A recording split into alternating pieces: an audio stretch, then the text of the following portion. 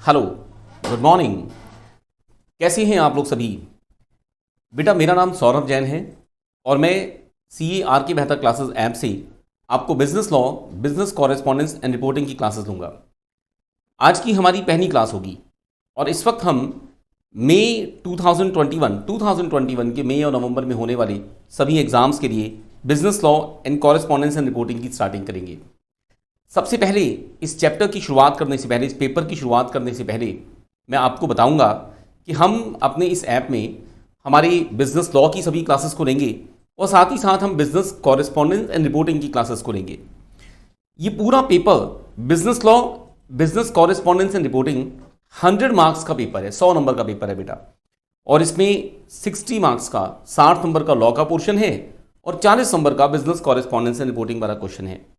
बेटा, आप जो बच्चे इस वक्त जो बच्चे हमारे CAR के बेहतर क्लासेस ऐप पर आ चुके हैं, जो यूट्यूब पर आ चुके हैं, प्लीज़ एक बार सभी मैसेज लिखकर भेजो बेटा। मेरे पास मैसेज आए हैं, नैना, विकास, अजय, अच्छा अजय त्रिपाठी सर कैसे हैं sir, Aradhana and Naina, good morning बेटा, कैसे हैं आप लोग सब? तो बेटा, हम अपने आज के चैप्टर की शुरुआत करने से पहले सबसे पहले हम लोग देखेंगे कि हमारे पेपर का स्ट्रक्चर क्या है। और आप तो सभी जानते हैं कि आने वाली वीक में 8 तारीख से दिसंबर के एग्ज़ाम्स होने वाले हैं। वैसे एग्ज़ाम नवंबर में होने थे बट पोस्टपोन होकर दिसंबर में हो गए हैं। तो आने वाले वीक के बाद हमारे पास एक क्वेश्चन पेपर भी होगा जिसका पैटर्न, जिसका काम करने का तरीका हम देख पाएंगे। तो आज हम सबसे पहले शुरुआत करते हैं हमारे पेपर के पैटर्न से। मैं आपको बताता हूँ लॉ में, बिजनेस कॉरेस्पॉन्डेंस और रिपोर्टिंग में आपको क्या क्या सीखना होता है और कैसे सीखना होता है। मेरे पास एक मैसेज है, कुणाल, गुड मॉर्निंग बेटा, कैसे हो बेटा आप? तो चलिए हम शुरुआत करते हैं और हमारा सबसे पहला काम, हम अपने पेपर के स्ट्रक्चर को देखेंगे। तो मैं चाहूँगा आप सभी सामने स्क्रीन पर मेरे साथ ध्यान से देखें। सर एक बार PPT लगा देंगे, आप स्क्रीन पर सभी ध्यान से देखिएगा। देखिए बेटा, ये पेपर है बिजनेस लॉ और इसके साथ है बिजनेस कॉरेस्पॉन्डेंस एंड रिपोर्टिंग। देखो, बिजनेस कॉरेस्पॉन्डेंस एंड रिपोर्टिंग को हम लोग BCR कहते हैं। बिजनेस लॉ आपके पेपर में 60 मार्क्स का है और BCR आपके पेपर में 40 नंबर का है, 40 मार्क्स का है। जब हम बिजनेस लॉ को पढ़ा करते हैं तो हमारे पास, हमें एज अ CA स्टूडेंट 5 तरह के लॉज को पढ़ना है। आपको पढ़ना है 5 अलग अलग डिफरेंट टाइप के लॉज को। और बिजनेस कॉरेस्पॉन्डेंस एंड रिपोर्टिंग के अंदर आपको 13 कॉन्सेप्ट्स को, मुझे कहना चाहिए 13 चैप्टर्स को पढ़ना है। ऑल्दो नंबर ऑफ चैप्टर्स ज़्यादा हैं, 13 है, लेकिन ये छोटे साइज़ के चैप्टर हैं, बहुत छोटे साइज़ के चैप्टर हैं। और जो बिजनेस लॉ में 5 चैप्टर्स हैं, ये बड़े साइज़ के चैप्टर्स हैं। तो ये है बिजनेस लॉ और दूसरा हिस्सा है बिजनेस कॉरेस्पॉन्डेंस एंड रिपोर्टिंग। आज मैं सबसे पहले आपको बिजनेस लॉ के बारे में बताता हूँ। आप देखो बेटा, एज अ चार्टर्ड अकाउंटेंट जब आप CA बन जाते हैं तो एज अ चार्टर्ड अकाउंटेंट आप जब लॉ पढ़ा करते हैं तो ध्यान दीजिए, लॉ को 3 लेवल्स पर पढ़ा करते हैं। आप लॉ पढ़ा करते हैं 3 अलग अलग लेवल्स पर। सबसे पहला लेवल है जिसका नाम है CA फाउंडेशन। तो आप सबसे पहले लॉ पढ़ा करते हैं CA फाउंडेशन लेवल पर। CA फाउंडेशन के बाद आप इंटर लेवल पर दोबारा से लॉ पढ़ेंगे। इंटर लेवल पर ग्रुप 1 में लॉ का पेपर है। उसके बाद आप CA फाइनल में जाने के बाद एक बार फिर से लॉ को पढ़ेंगे। तो आप सभी लॉ को पढ़ेंगे 3 लेवल्स पर, फाउंडेशन में, इंटर में एंड फाइनल में। जब आप फाउंडेशन में लॉ पढ़ते हैं तो ये हमारे फंडामेंटल लॉ हैं, इनको हम बेसिक लॉ कहते हैं। तो फाउंडेशन में आप एज अ स्टूडेंट सीखा करते हैं बेसिक लॉज। तो यहां आप ये सीखते हो कि लॉ कैसे ऑपरेट करते हैं, लॉ किस तरीके से काम करते हैं। तो आप यहां पर लॉ की बेसिक वर्किंग को सीखा करते हैं। हम आपको सिखाते हैं लॉ कैसे बनाए जाते हैं, लॉ जो बनाए गए हैं तो उनकी वर्किंग कैसे होती है, उनको कैसे चलाया जाता है।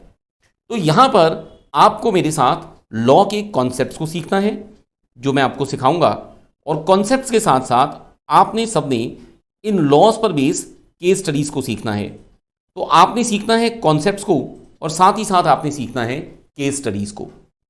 जब आप लॉ के कॉन्सेप्ट्स को सीखेंगे और साथ में केस स्टडीज़ को सीखेंगे तो ये दोनों पार्ट मिलकर हमारे पेपर में 60 नंबर का हिस्सा होंगे। फिर इंटर लेवल में एक बार आप फिर से लॉ सीखेंगे। इंटर लेवल में आप लॉ की एप्लीकेशन सीखा करते हैं। आप सीखा करते हैं लॉ कैसे अप्लाई किया जाता है। तो इंटर लेवल में आपके पास कुछ नए कॉन्सेप्ट्स आएंगे और उन नए कॉन्सेप्ट्स पर बेस केस स्टडीज आएंगे।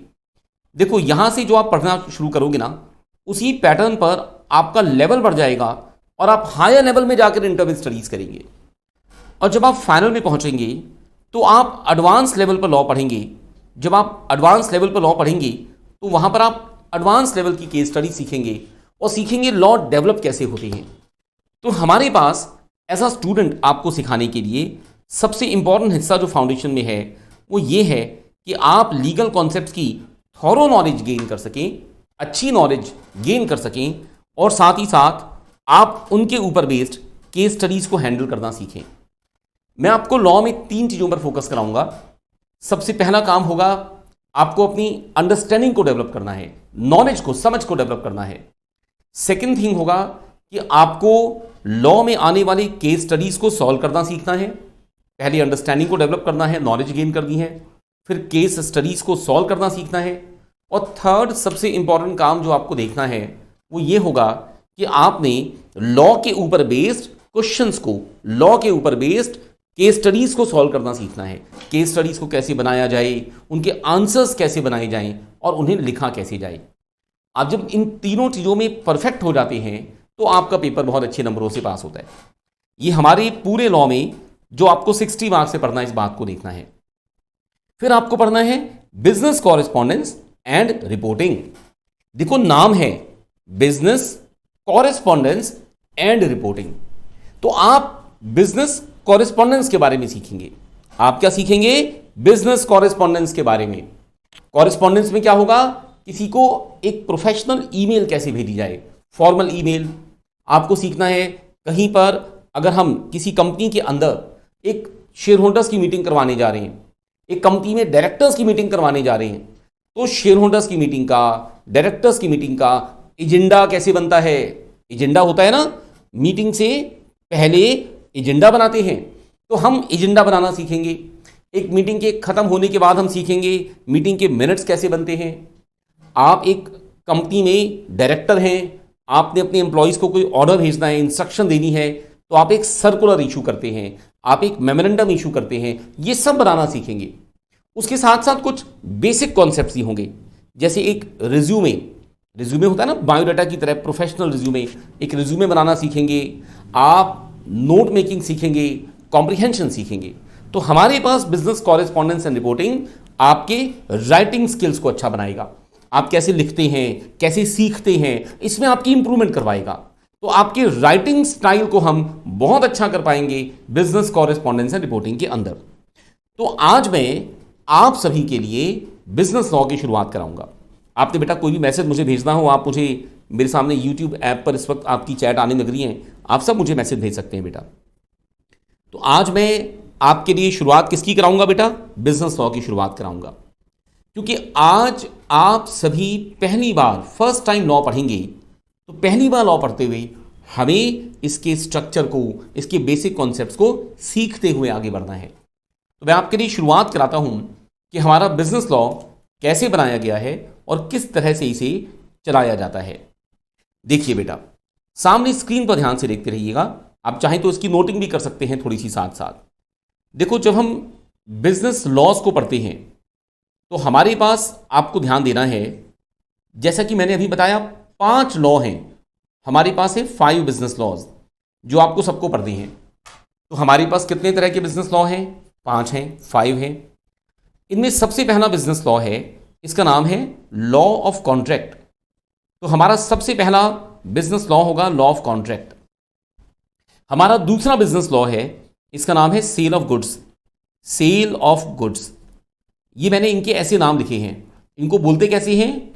जैसे कि लॉ ऑफ कॉन्ट्रैक्ट है तो हमने इसका नाम रखा हुआ है इंडियन कॉन्ट्रैक्ट एक्ट। आप इसे कहते हैं ICA, इंडियन कॉन्ट्रैक्ट एक्ट। और जब एक लॉ का नाम बोलते हैं तो उसके साथ साथ उसके उस ईयर का नाम भी बोल देते हैं जब इसे बनाया गया। तो इंडियन कॉन्ट्रैक्ट एक्ट है 1872, 1872 का लॉ है। उसके बाद हमारा सेल ऑफ गुड्स है, इसका लॉ है सेल ऑफ गुड्स एक्ट। फिर हमारा लॉ है जिसका नाम है इंडियन पार्टनरशिप एक्ट। ये हमें सिखाता है कि पार्टनरशिप फर्म्स को कैसे बनाया जाता है और पार्टनरशिप फर्म्स को कैसे चलाया जाता है। फिर हमारा फोर्थ लॉ, जो कि बहुत इंपॉर्टेंट है। इसका नाम है कंपनीज एक्ट। कंपनीज एक्ट बना था 2013 में, बिल्कुल लेटेस्ट लॉ है, 2013 का लॉ है। और आपको कंपनीज एक्ट का एक बहुत ही छोटा सा हिस्सा पढ़ना है, क्योंकि इसका मेन और बड़ा हिस्सा आपने इंटर एंड फाइनल में जाकर पढ़ना है। मेरे पास एक मैसेज है, मैं एक अरे so nice of you Mahpreet ji, thank you बेटा, थैंक्स अ लॉट। उसके बाद हमारा पांचवा और सबसे इंपॉर्टेंट लॉ है, जिसका नाम है लिमिटेड लायबिलिटी पार्टनरशिप एक्ट। हम इसको एलएलपी एक्ट कहते हैं। इसका नाम है लिमिटेड लायबिलिटी पार्टनरशिप एक्ट। देखिए 5 तरह के लॉ हैं और ये पांचों लॉज आपको पढ़ने हैं, और ये सारे के सारे मिलकर 60 मार्क्स में 60 नंबर के लिए आपके एग्जाम में कवर करते हैं। ये 60 नंबर का पोर्शन है बेटा, जिसमें से बहुत सारे केस स्टडीज़ हैं, बहुत सारे कॉन्सेप्ट्स हैं। तो मैं आपके लिए आज सबसे पहले लॉ के बेसिक और फंडामेंटल कॉन्सेप्ट से शुरुआत कराऊंगा। जो स्ट्रक्चर आप सामने स्क्रीन पर देख रहे हैं, आप मेरे साथ एक बार स्ट्रक्चर को और सिस्टमेटिक तरीके से देखिए, और मैं आपके लिए स्ट्रक्चर यहाँ से बताता हूँ। आपने मेरे साथ सबसे पहले आपके लॉ के पेपर के स्ट्रक्चर को देखना है, ये किस तरीके से काम करता है। इसे बताने के लिए मैं आपको एक बात बताऊंगा कि जब आप लॉ पढ़ते हैं तो हमें सबसे पहला काम क्या करना है, हमें उसको समझना है। और जब हम उसको समझते हैं तो हमारा दूसरा स्टेप आता है कि लॉ के ऊपर बेस्ड जो क्वेश्चंस होते हैं, जो केस स्टडीज़ होते हैं, हमें उनके आंसर बनाने होते हैं। तो जब हम लॉ पर बेस्ड क्वेश्चंस के आंसर बनाते हैं, केस स्टडीज़ के, और हम उसके ऊपर बेस्ड थ्योरी क्वेश्चंस के आंसर बनाते हैं, तो हमारे पास 2 तरह की सिचुएशंस हैं। एक तो सीधे सीधे थ्योरी क्वेश्चन होंगे, जहां मैं आपको एक कॉन्सेप्ट पढ़ाऊंगा, उस कॉन्सेप्ट को आप सीधा एग्जाम में लिख देंगे, उसके बाद सीधा क्वेश्चन आ सकता है। एक हो सकता है केस स्टडीज़, कि मैंने आपको एक प्रोविज़न सिखाया और उसके ऊपर बेस्ड आपने एक केस को, एक प्रॉब्लम को सॉल्व किया, उसका आपने आंसर दिया। सर एक बार स्क्रीन हटा देंगे, एक बार वो हैंग है। तो आपने सबने मेरे साथ ध्यान दे रहा है कि लॉ में बेस्ड क्वेश्चंस को, लॉ में बेस्ड केस स्टडीज़ को आपने आंसर देते हुए ये देखना है कि जब आप किसी केस का आंसर देते हैं, जब आप किसी क्वेश्चन का आंसर देते हैं, तो उस क्वेश्चन का आंसर देते हुए आपको किस तरीके से काम करना है। बेटा आज हम सबसे पहले एक शुरुआत करते हैं। मैं आपसे क्वेश्चन पूछता हूं, आप मुझे इसका आंसर दीजिए। आप जो बच्चे इस वक्त ऐप पर हैं, जो इस क्लास को देख रहे हैं, वो इसका आंसर दीजिए बेटा। सभी मुझे बताइए कि लॉ क्या होते हैं, लॉ किसे कहते हैं बेटा। जब आपसे कहते हैं लॉ पढ़ा जा रहा है, तो लॉ का क्या मीनिंग होता है बेटा, किसे कहते हैं लॉ, क्या होते हैं लॉ। सर एक बार माउस दे देंगे चैट आगे करने के लिए। तो आपने मुझे बताना है कि लॉ क्या होते हैं, लॉ किस तरीके से काम करते हैं। बताओ बेटा, लॉ का क्या मीनिंग होता है। और मेरे पास आपकी मैसेज है, हाँ जी महप्रीत जी कैसे हैं बेटा आप। बिल्कुल आई एम फाइन, और so nice of you Mehar, thank you बेटा। अच्छा बेटा बाकी सब बच्चे भी बताओ बेटा, मुझे बताओ लॉ शब्द का क्या मीनिंग होता है, लॉ क्या होते हैं। क्योंकि हम ये वर्ड बोलते हैं कि हम लॉ पढ़ने जा रहे हैं, तो क्या मीनिंग है कि हम लॉ पढ़ने जा रहे हैं, क्या मीनिंग है लॉ शब्द से, हम क्या समझते हैं, ये आपने मुझे बताना है। ठीक है ना बेटा, बताओ बेटा। मैं आपकी मैसेजेस एक बार चेक कर पा रहा हूँ, और मेरे पास आपके मैसेज आ सकते हैं। आप मुझे अपने चैट मैसेजेस भेज सकते हैं। Yes, okay okay okay ji. Naina ने कहा enforceability by law. Naina ji okay, बिल्कुल ठीक बात है, बहुत अच्छी बात है बेटा। कुछ थोड़ा सा और लिख कर भेजो, थोड़ा सा और एलोबरेट करूँ। आपने कहा in what a contract, is what a contract. Okay okay okay, ये बेटा नैना आपने ना कॉन्ट्रैक्ट वर्ड का मीनिंग बता दिया, हमें लॉ का मीनिंग बताना है बेटा। थोड़ा सा और बताओ बेटा, शाबाश। और जो आप आंसर मुझे भेज सकते हो सभी भेजो बेटा। चलिए मैं आपको लॉ के बारे में बताता हूँ। अगर आप देखते हैं लॉ किसे कहते हैं, तो आपको मेरे साथ सभी को जब लॉ वर्ड देखना है, देखो आज का सबसे पहला लॉ कौन सा पढ़ेंगे हम, अभी कुछ देर में शुरुआत करेंगे इंडियन कॉन्ट्रैक्ट एक्ट 1872 की। तो हम शुरुआत करेंगे इंडियन कॉन्ट्रैक्ट एक्ट 1872 के लिए। लेकिन उससे पहले मैं आपको एक बात बताता हूँ, लॉ क्या होता है। देखो जब आप ये वर्ड बोलते हो, जब आप ये शब्द बोलते हो लॉ, तो लॉ का मतलब है रूल्स एंड रेगुलेशंस। तो आपसे अगर पूछें लॉ क्या होते हैं, तो आपने कहना है लॉ का मतलब है रूल्स एंड रेगुलेशंस। तो ध्यान दीजिए लॉ का मीनिंग है रूल्स एंड रेगुलेशंस, राइट बेटा। तो law means rules and regulations. एक और बात आई, विकास ने कहा दी सेट ऑफ रूल्स, बिल्कुल ठीक बात है, बहुत अच्छी बात है विकास, ये काफ़ी अच्छा आंसर है। तो लॉ है rules and regulations.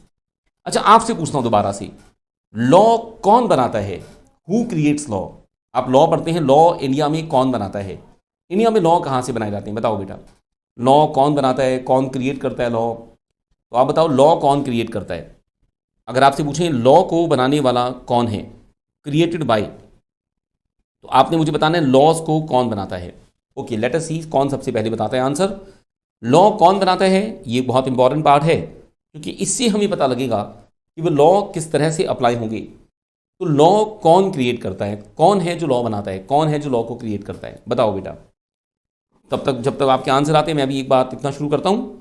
Laws are created by government. तो अगर आपसे पूछें लॉज को कौन बनाता है, तो आपने कहना है गवर्नमेंट लॉ को बनाती है। जब गवर्नमेंट लॉ को बनाती है तो गवर्नमेंट के अलग अलग सेक्टर हैं, अलग अलग सेक्शन हैं, अलग अलग हिस्से हैं। गवर्नमेंट के अलग अलग हिस्से जहां से लॉ बनते हैं, इसमें गवर्नमेंट का सबसे पहला हिस्सा है पार्लियामेंट। तो पार्लियामेंट सबसे पहले लॉ बनाने का काम करती है। अगर आपसे पूछें लॉ कौन बनाता है, तो आपने कहना है पार्लियामेंट। लॉ में सबसे पहली बात, लॉ कौन क्रिएट करता है, पार्लियामेंट लॉ को क्रिएट करती है। उसके अलावा हमारे पास एक सिचुएशन है कि जुडिशरी का मतलब है कोर्ट्स भी लॉ बनाते हैं। तो पार्लियामेंट लॉ बनाती है, जुडिशरी लॉ बनाती है। और गवर्नमेंट के अलावा, ये तो गवर्नमेंट के दो सेक्शन हो गए जो लॉ बनाते हैं। इसके अलावा लॉ क्रिएट किए जाते हैं कस्टम से, ट्रेडिशन से, रीति रिवाजों से। तो लॉ कैसे क्रिएट होते हैं, कस्टम्स एंड ट्रेडिशन से। तो अगर आपसे पूछें लॉ कौन बनाता है, तो आपने कहना है एक तो गवर्नमेंट लॉ बनाती है।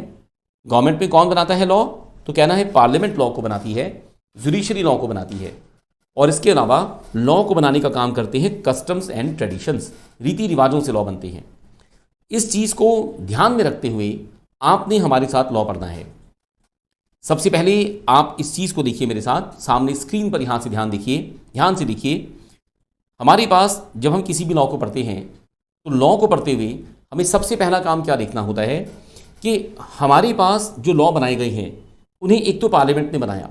अब पार्लियामेंट ने लॉ कैसे बनाए, पार्लियामेंट के दो सेक्शन हैं, पार्लियामेंट के दो हिस्से हैं। पार्लियामेंट का एक हिस्सा है जिसको हम कहते हैं लोकसभा, दूसरा हिस्सा है राज्यसभा। तो पार्लियामेंट में लॉ कौन बनाता है, तो आपने कहना है पार्लियामेंट में लॉ बनाने का काम करती है लोकसभा और राज्यसभा। तो लोकसभा भी लॉ बनाती है, राज्यसभा भी लॉ बनाती है, ये बात आपको ध्यान देनी है। जब कोई लॉ पार्लियामेंट से बनकर आता है तो लोकसभा और राज्यसभा उन्हें पास करते हैं। तो हम कहते हैं कि एक लॉ पार्लियामेंट से पास होकर आता है। पार्लियामेंट से पास होने का मतलब है पार्लियामेंट ने लॉ को बनाया, फिर वो लॉ इंडिया में अप्लाई होना है।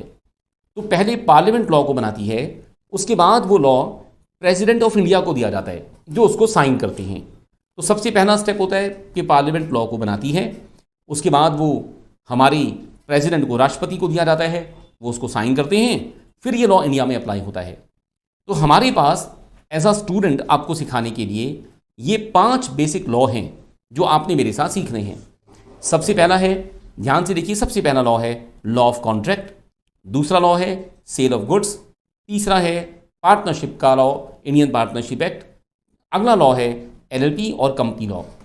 जो 5 लॉ हैं आपके सामने, law of contract, sale of goods, partnership, company law, LLP, इन 5 लॉज के ऊपर अगर आप एग्जाम में देखोगे ना, तो हमारे पास इनके ऊपर एक बहुत ही इंपॉर्टेंट कॉन्सेप्ट है कि इन 5 लॉज में लगभग आधे क्वेश्चन जब आप एग्जाम में देने जाओगे तो हाफ के लगभग क्वेश्चंस केस स्टडी होंगे और हाफ के लगभग थ्योरी क्वेश्चंस होंगे।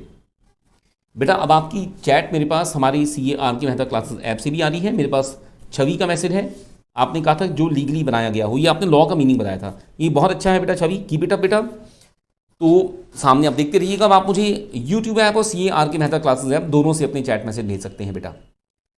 तो मैं आपको सामने स्क्रीन पर बता रहा था, हमारे पास एग्जाम में हाफ क्वेश्चंस केस स्टडी होंगे और हाफ थ्योरी क्वेश्चंस होंगे। अगर आप हमारी इन 5 लॉज को ध्यान से देखेंगे तो इसमें सबसे पहला लॉ जो कि लॉ ऑफ कॉन्ट्रैक्ट है, वहाँ से केस स्टडीज़ और थ्योरी दोनों आते हैं।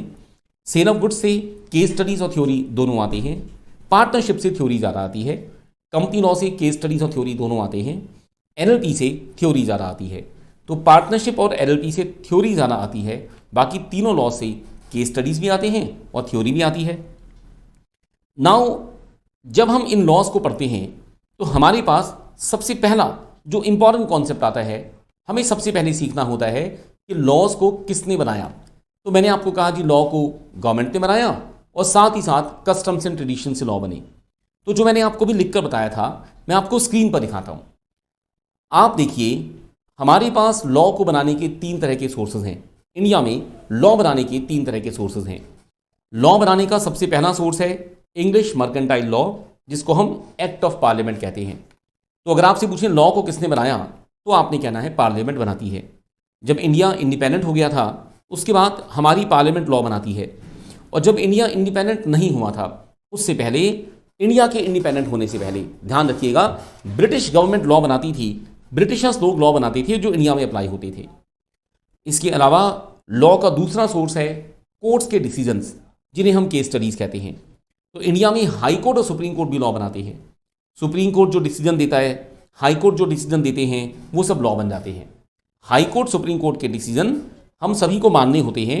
जैसे हाई कोर्ट का डिसीजन है, तो जिस स्टेट के हाई कोर्ट ने डिसीजन दिया, उस पूरी स्टेट को फॉलो करना पड़ता है, पूरी स्टेट के लिए लॉ बन जाता है। सुप्रीम कोर्ट का डिसीजन पूरे इंडिया के लिए लॉ होता है। तो अगर सुप्रीम कोर्ट ने किसी केस को डिसाइड किया, तो कंप्लीट इंडिया के लिए लॉ की तरह फॉलो होता है। अगर हाई कोर्ट ने किसी केस को डिसाइड किया, तो जिस स्टेट की हाई कोर्ट ने केस को डिसाइड किया, वो उस स्टेट में लॉ बन जाता है।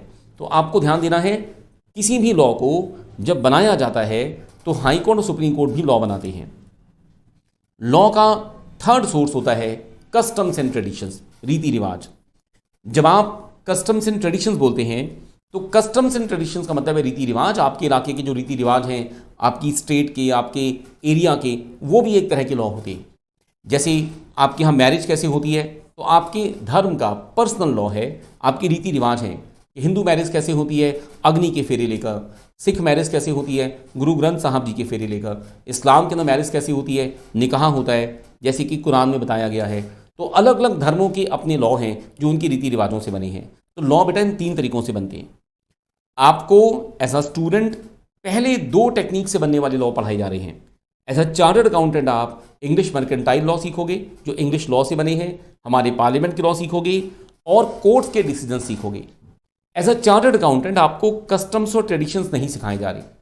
कस्टम्स एंड ट्रेडिशन से पर्सनल लॉ बनते हैं, जैसे कि मैरिज के लॉज, जैसे कि डिवोर्स के लॉ, या एक पर्सन के मरने के बाद उसकी प्रॉपर्टी उसकी फैमिली को कैसे दी जाए, तो पर्सनल मैटर के लॉ बनते हैं कस्टम्स एंड ट्रेडिशन से। एज अ चार्टर्ड अकाउंटेंट आपने कस्टम्स एंड ट्रेडिशंस के लॉ नहीं पढ़ने होते। तो हम लोग पढ़ेंगे वो लॉ जो पार्लियामेंट से बनकर आए हैं, साथ ही साथ वो वाले लॉ जो कोर्ट्स की मदद से डिसाइड किए जाते हैं। अब इसके बाद हम यहाँ से हमारे first chapter Indian contract act की शुरुआत करेंगे। मेरे पास मैसेज है, आराधना ने मैसेज भेजा है, आपने कहा जी ऑल द लॉ कंट्री और स्टेट ओके। सरिता गुड मॉर्निंग बेटा, कैसे हो बेटा आप? तो आइए मैं आपसे क्वेश्चन पूछता हूँ कि लॉ के कितने तरह के सोर्सेज हुए। जैसे मैंने आपको जस्ट अभी बताए, आप मुझे मैसेज भेजो बेटा, लॉ के कितने तरह के सोर्सेज हैं, आप बताओ कितने टाइप के सोर्सेज हैं जिनसे लॉ बनते हैं। How many types of sources are there, ये मैंने आपको जस्ट अभी भी पढ़ाए हैं। लॉ के कितने तरह के सोर्सेज हैं, बताइए कितने टाइप के सोर्सेज से लॉ बन सकते हैं, जल्दी से बताओ। लेट अस सी कौन सबसे पहले आंसर बताता है। लॉ के सोर्सेज कितने टाइप के होते हैं, बताओ बेटा।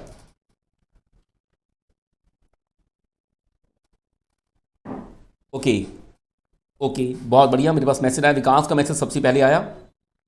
भाई मेरे बोलने के बाद मेरी जो वीडियो है आपके पास 2 या 3 सेकंड बाद पहुंचता होगा, ऐसे ही आपके मैसेज भी मेरे पास 2 से 3 सेकंड के बाद आते हैं। विकास ने कहा 3, बिल्कुल सही बात। नैना ने कहा 3, बिल्कुल ठीक बात। आयुषी ने कहा 3, ये भी ठीक है। आराधना 3, छवि 3, बिल्कुल ठीक। ओके, और बिल्कुल ठीक बात। नैना ने कहा जी वी हैव रेड 2। यस नैना बेटा, आपने पढ़ने 2 हैं। लॉ के सोर्सेज 3 तरह के हैं बेटा, आप पढ़ेंगे 2 तरह की। बिल्कुल ठीक आंसर, करेक्ट आंसर बेटा। चलिए अब हम आगे बढ़ना शुरू करते हैं। आइए पहला चैप्टर शुरू करेंगे। फर्स्ट चैप्टर का नाम देखिए, इंडियन कॉन्ट्रैक्ट एक्ट 1872। क्या नाम है? इंडियन कॉन्ट्रैक्ट एक्ट 1872, 1872 का लॉ बेटा। आज से 150 साल पहले लॉ बना था इंडियन कॉन्ट्रैक्ट एक्ट। और नाम देखिए, नाम है इंडियन कॉन्ट्रैक्ट एक्ट। इंडियन क्या बताता है? इंडियन बताता है कि ये लॉ उस वक्त इंडिया के लिए बनाया गया था। आप जानते हैं 1872 में इंडिया कैसा था? 1872 में पाकिस्तान और बांग्लादेश भी इंडिया के हिस्से थे। तो जब ये लॉ उस वक्त बना था, तो उस वक्त पाकिस्तान, बांग्लादेश और इंडिया से तीनों एक सिंगल देश हुआ करते थे। तो सबके लिए लॉ बनाया गया था इंडियन कॉन्ट्रैक्ट एक्ट। जब इस लॉ को बनाया गया था, तो इस लॉ की सबसे पहली खास बात, ये कॉन्ट्रैक्ट्स बनाने के लिए बनाया गया था। ये कॉन्ट्रैक्ट बनाना सिखाता है। कॉन्ट्रैक्ट क्या होते हैं बेटा? अभी शुरुआत में कहेंगे। कॉन्ट्रैक्ट होते हैं अग्रीमेंट्स।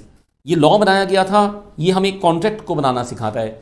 कॉन्ट्रैक्ट अग्रीमेंट होते हैं जो हमारी पूरी ज़िंदगी में चारों तरफ फैले हुए हैं। हमारी पूरी लाइफ में अग्रीमेंट्स कितने सारे बनते हैं बेटा, हम चारों तरफ अग्रीमेंट से घिरे हुए हैं।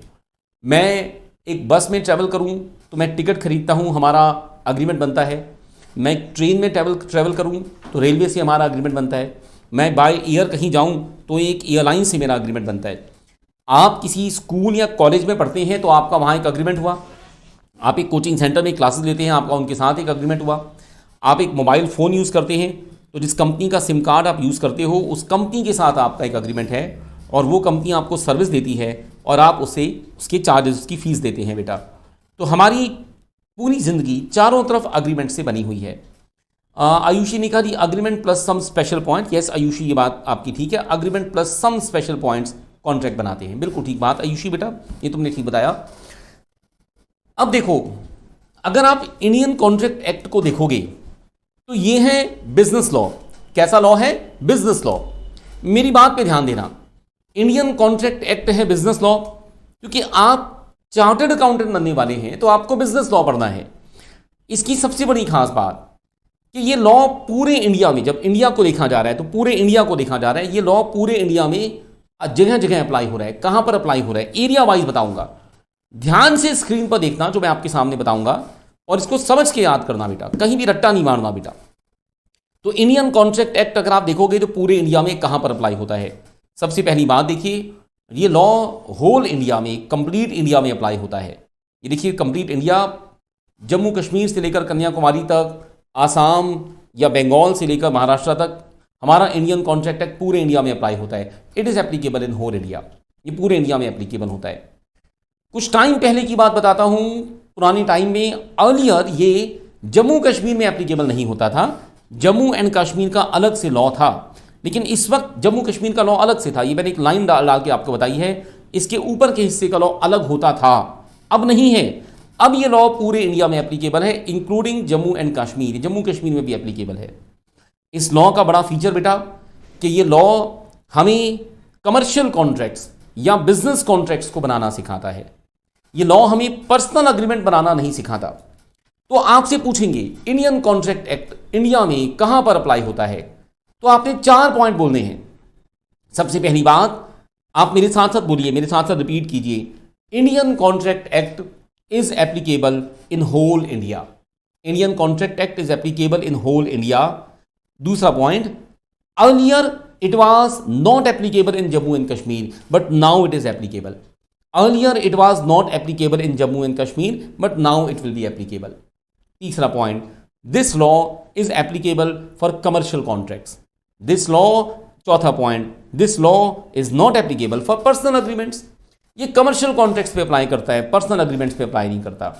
हमारे पास जो हमारा सबसे पहला कॉन्सेप्ट बनता है वो यही बनता है कि इंडियन कॉन्ट्रैक्ट एक्ट कहां पर अप्लाई होता है। तो हम क्या कहेंगे? सबसे पहले मैं आपसे एरिया वाइज पूछता हूं। इस स्लाइड को मैं आपके सामने से हटा देता हूं। आप बताओ एरिया वाइज, अगर इलाके को देखें, एरिया को देखें, इंडियन कॉन्ट्रैक्ट एक्ट कहां पर एप्लीकेबल होता है? मैसेज लिखकर भेजो फटाफट। इंडियन कॉन्ट्रैक्ट एक्ट कहां पर अप्लाई होता है एरिया वाइज? इंडिया में किस हिस्से में अप्लाई होता है? इंडियन कॉन्ट्रैक्ट एक्ट कहां पर एप्लीकेबल है? बोलो बेटा, शाबाश से बताओ। पहले 2 पॉइंट से आंसर मिलेगा, एप्लीकेबिलिटी के पहले 2 पॉइंट से। इंडियन कॉन्ट्रैक्ट एक्ट कहां पर अप्लाई होता है, बताइए बेटा।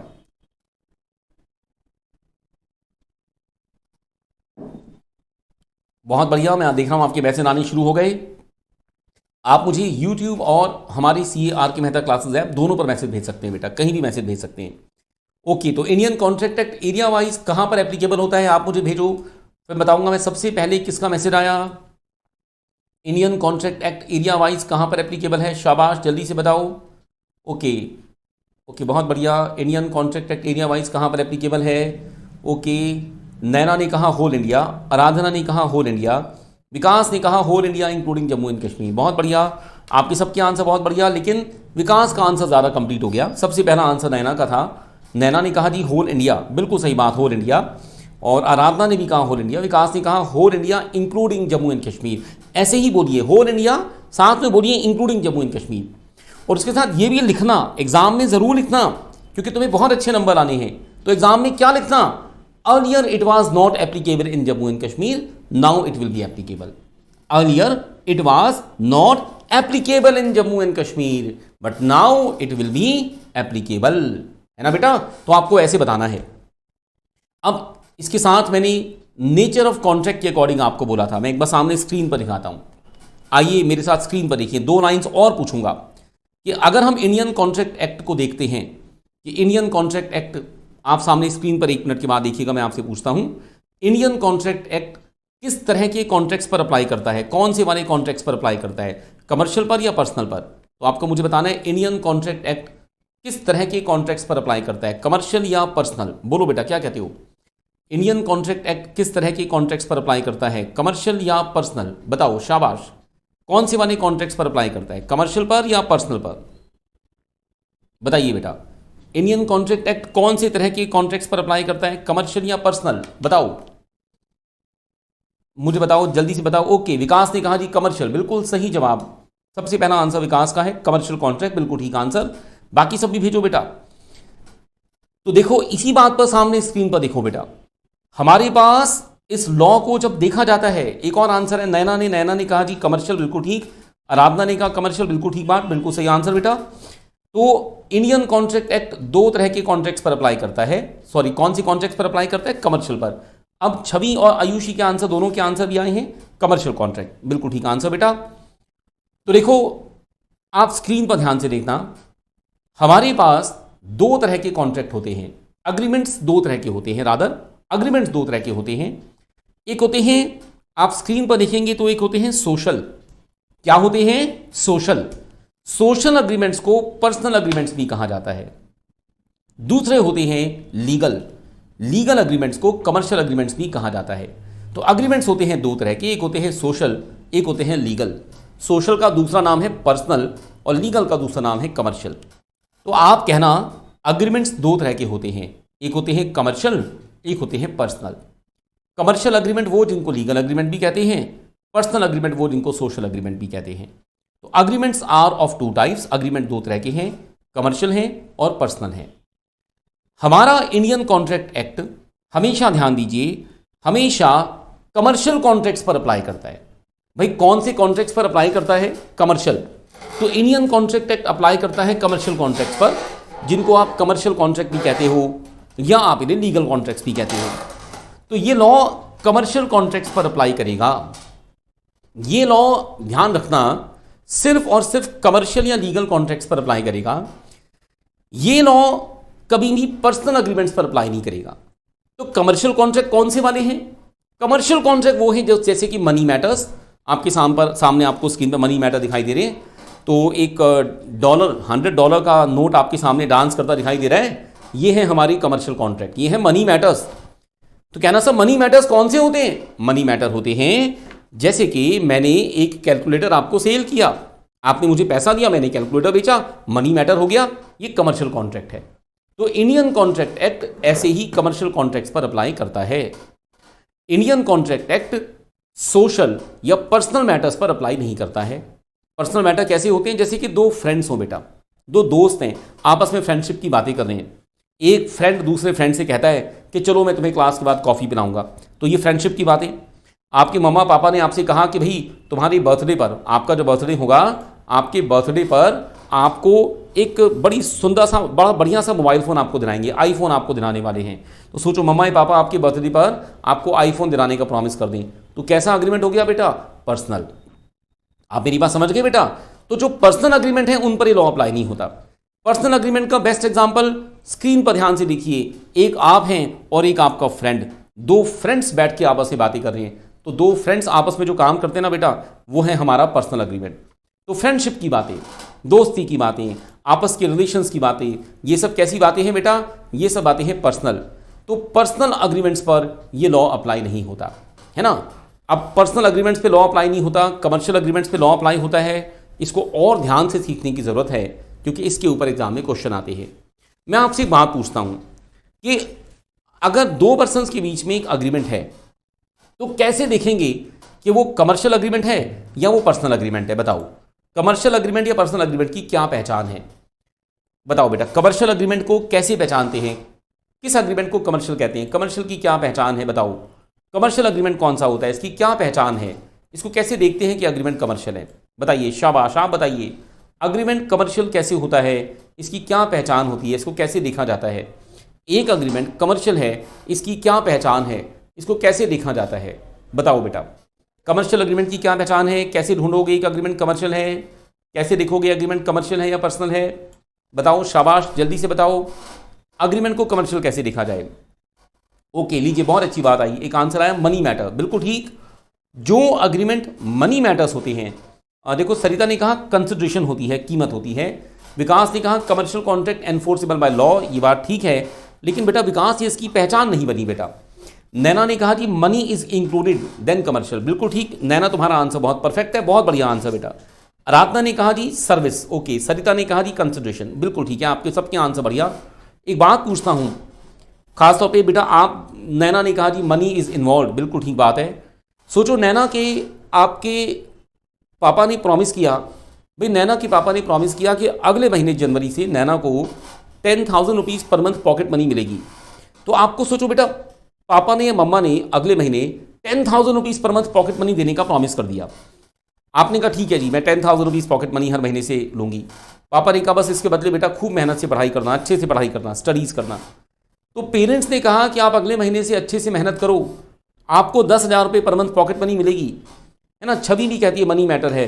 बताओ, आप सब बताओ, पेरेंट्स आपको पॉकेट मनी देने का प्रॉमिस कर रहे हैं, बेटा कमर्शियल अग्रीमेंट है या पर्सनल? बताओ बेटा, अग्रीमेंट कैसा है, कमर्शियल या पर्सनल? पेरेंट्स आपको पॉकेट मनी देने का प्रॉमिस कर रहे हैं, तो अग्रीमेंट कमर्शियल है या पर्सनल है? बताओ कैसा अग्रीमेंट है, कमर्शियल है, पर्सनल है? ओके, आयुषी ने कहा था जी आंसर में कि the agreement which is legal, जो लीगल है वो कमर्शियल है, ठीक है। अच्छा, पेरेंट्स आपको पॉकेट मनी देने का प्रॉमिस करें तो ये अग्रीमेंट पर्सनल हुआ, कमर्शियल हुआ? बताओ बेटा, क्या कहते हो? ओके, आयुषी ने कहा था agreement which is legal called commercial agreement, ठीक है, ये आपका उसका आंसर आ गया।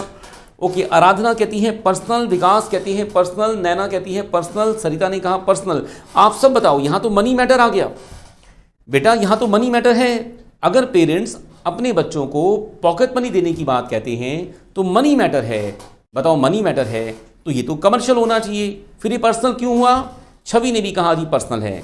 बताओ, मनी मैटर होने के बावजूद पर्सनल क्यों है? शाबाश, आपके आंसर बिल्कुल ठीक है। वैसे रीजन दीजिए, कारण बताइए। पेरेंट्स ने अपने बच्चों को पैसा देने का प्रॉमिस किया, तो फिर हम इसे पर्सनल क्यों कहते हैं, हम इसे कमर्शियल क्यों नहीं कहते?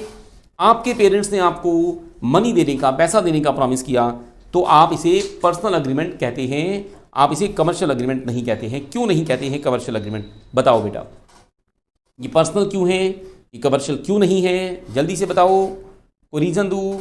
रीज़न तो नैना ने कहा जी इट इज़ नॉट लीगल, ये लीगल नहीं है। ओके भाई, लीगल तो एज सच हम इसको कह रहे हैं, चलो नहीं है, लेकिन क्यों नहीं है?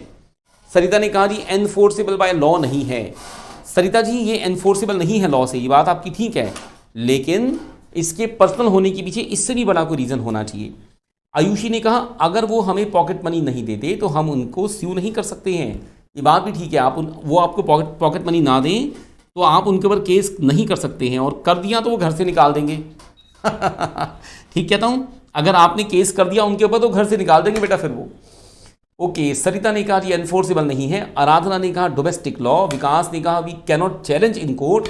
सरिता ने कहा जी एनफोर्सेबल। ओके, नैना कहती है according to law. Okay, fine fine fine, बहुत बढ़िया।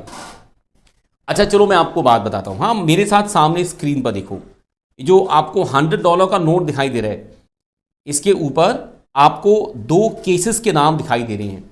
एक केस का नाम है बेल्फर वर्सेस बेल्फर केस, और एक केस का नाम है मैरिट वर्सेस मैरिट केस। ठीक है बेटा, तो जो मैंने आपको पूछा कि पेरेंट्स ने आपको पॉकेट मनी देने की बात कही, वो आपको मुझे बताना था, वो कैसे बताना था, उसके ऊपर मैं आपको इस दोनों केसेस को बताता हूं। तो आप मेरे साथ इस दोनों केसेस के बारे में ध्यान से समझ के देखिए बेटा, तो प्लीज़ बड़ा केयरफुली समझ के देखिए। ओके, नैना के बाद इस्लामुद्दीन ने कहा है जी it is given for personal use. Okay बेटा, ये बात बिल्कुल ठीक है, आपके सबके आंसर ठीक हैं, लेकिन उसका रीज़न बहुत परफेक्ट अभी हमारे पास नहीं आया, तो मैं आपको उसका रीज़न बताता हूँ। आप सामने स्क्रीन पर मेरे साथ इस रीज़न को देखिए, आपको रीज़न देखने को मिलेगा। रीज़न कैसे बनाया जाता है, रीज़न के बारे में समझ के देखिए। देखिए, मैं आपको रीज़न बताता हूँ, समझ के देखिए।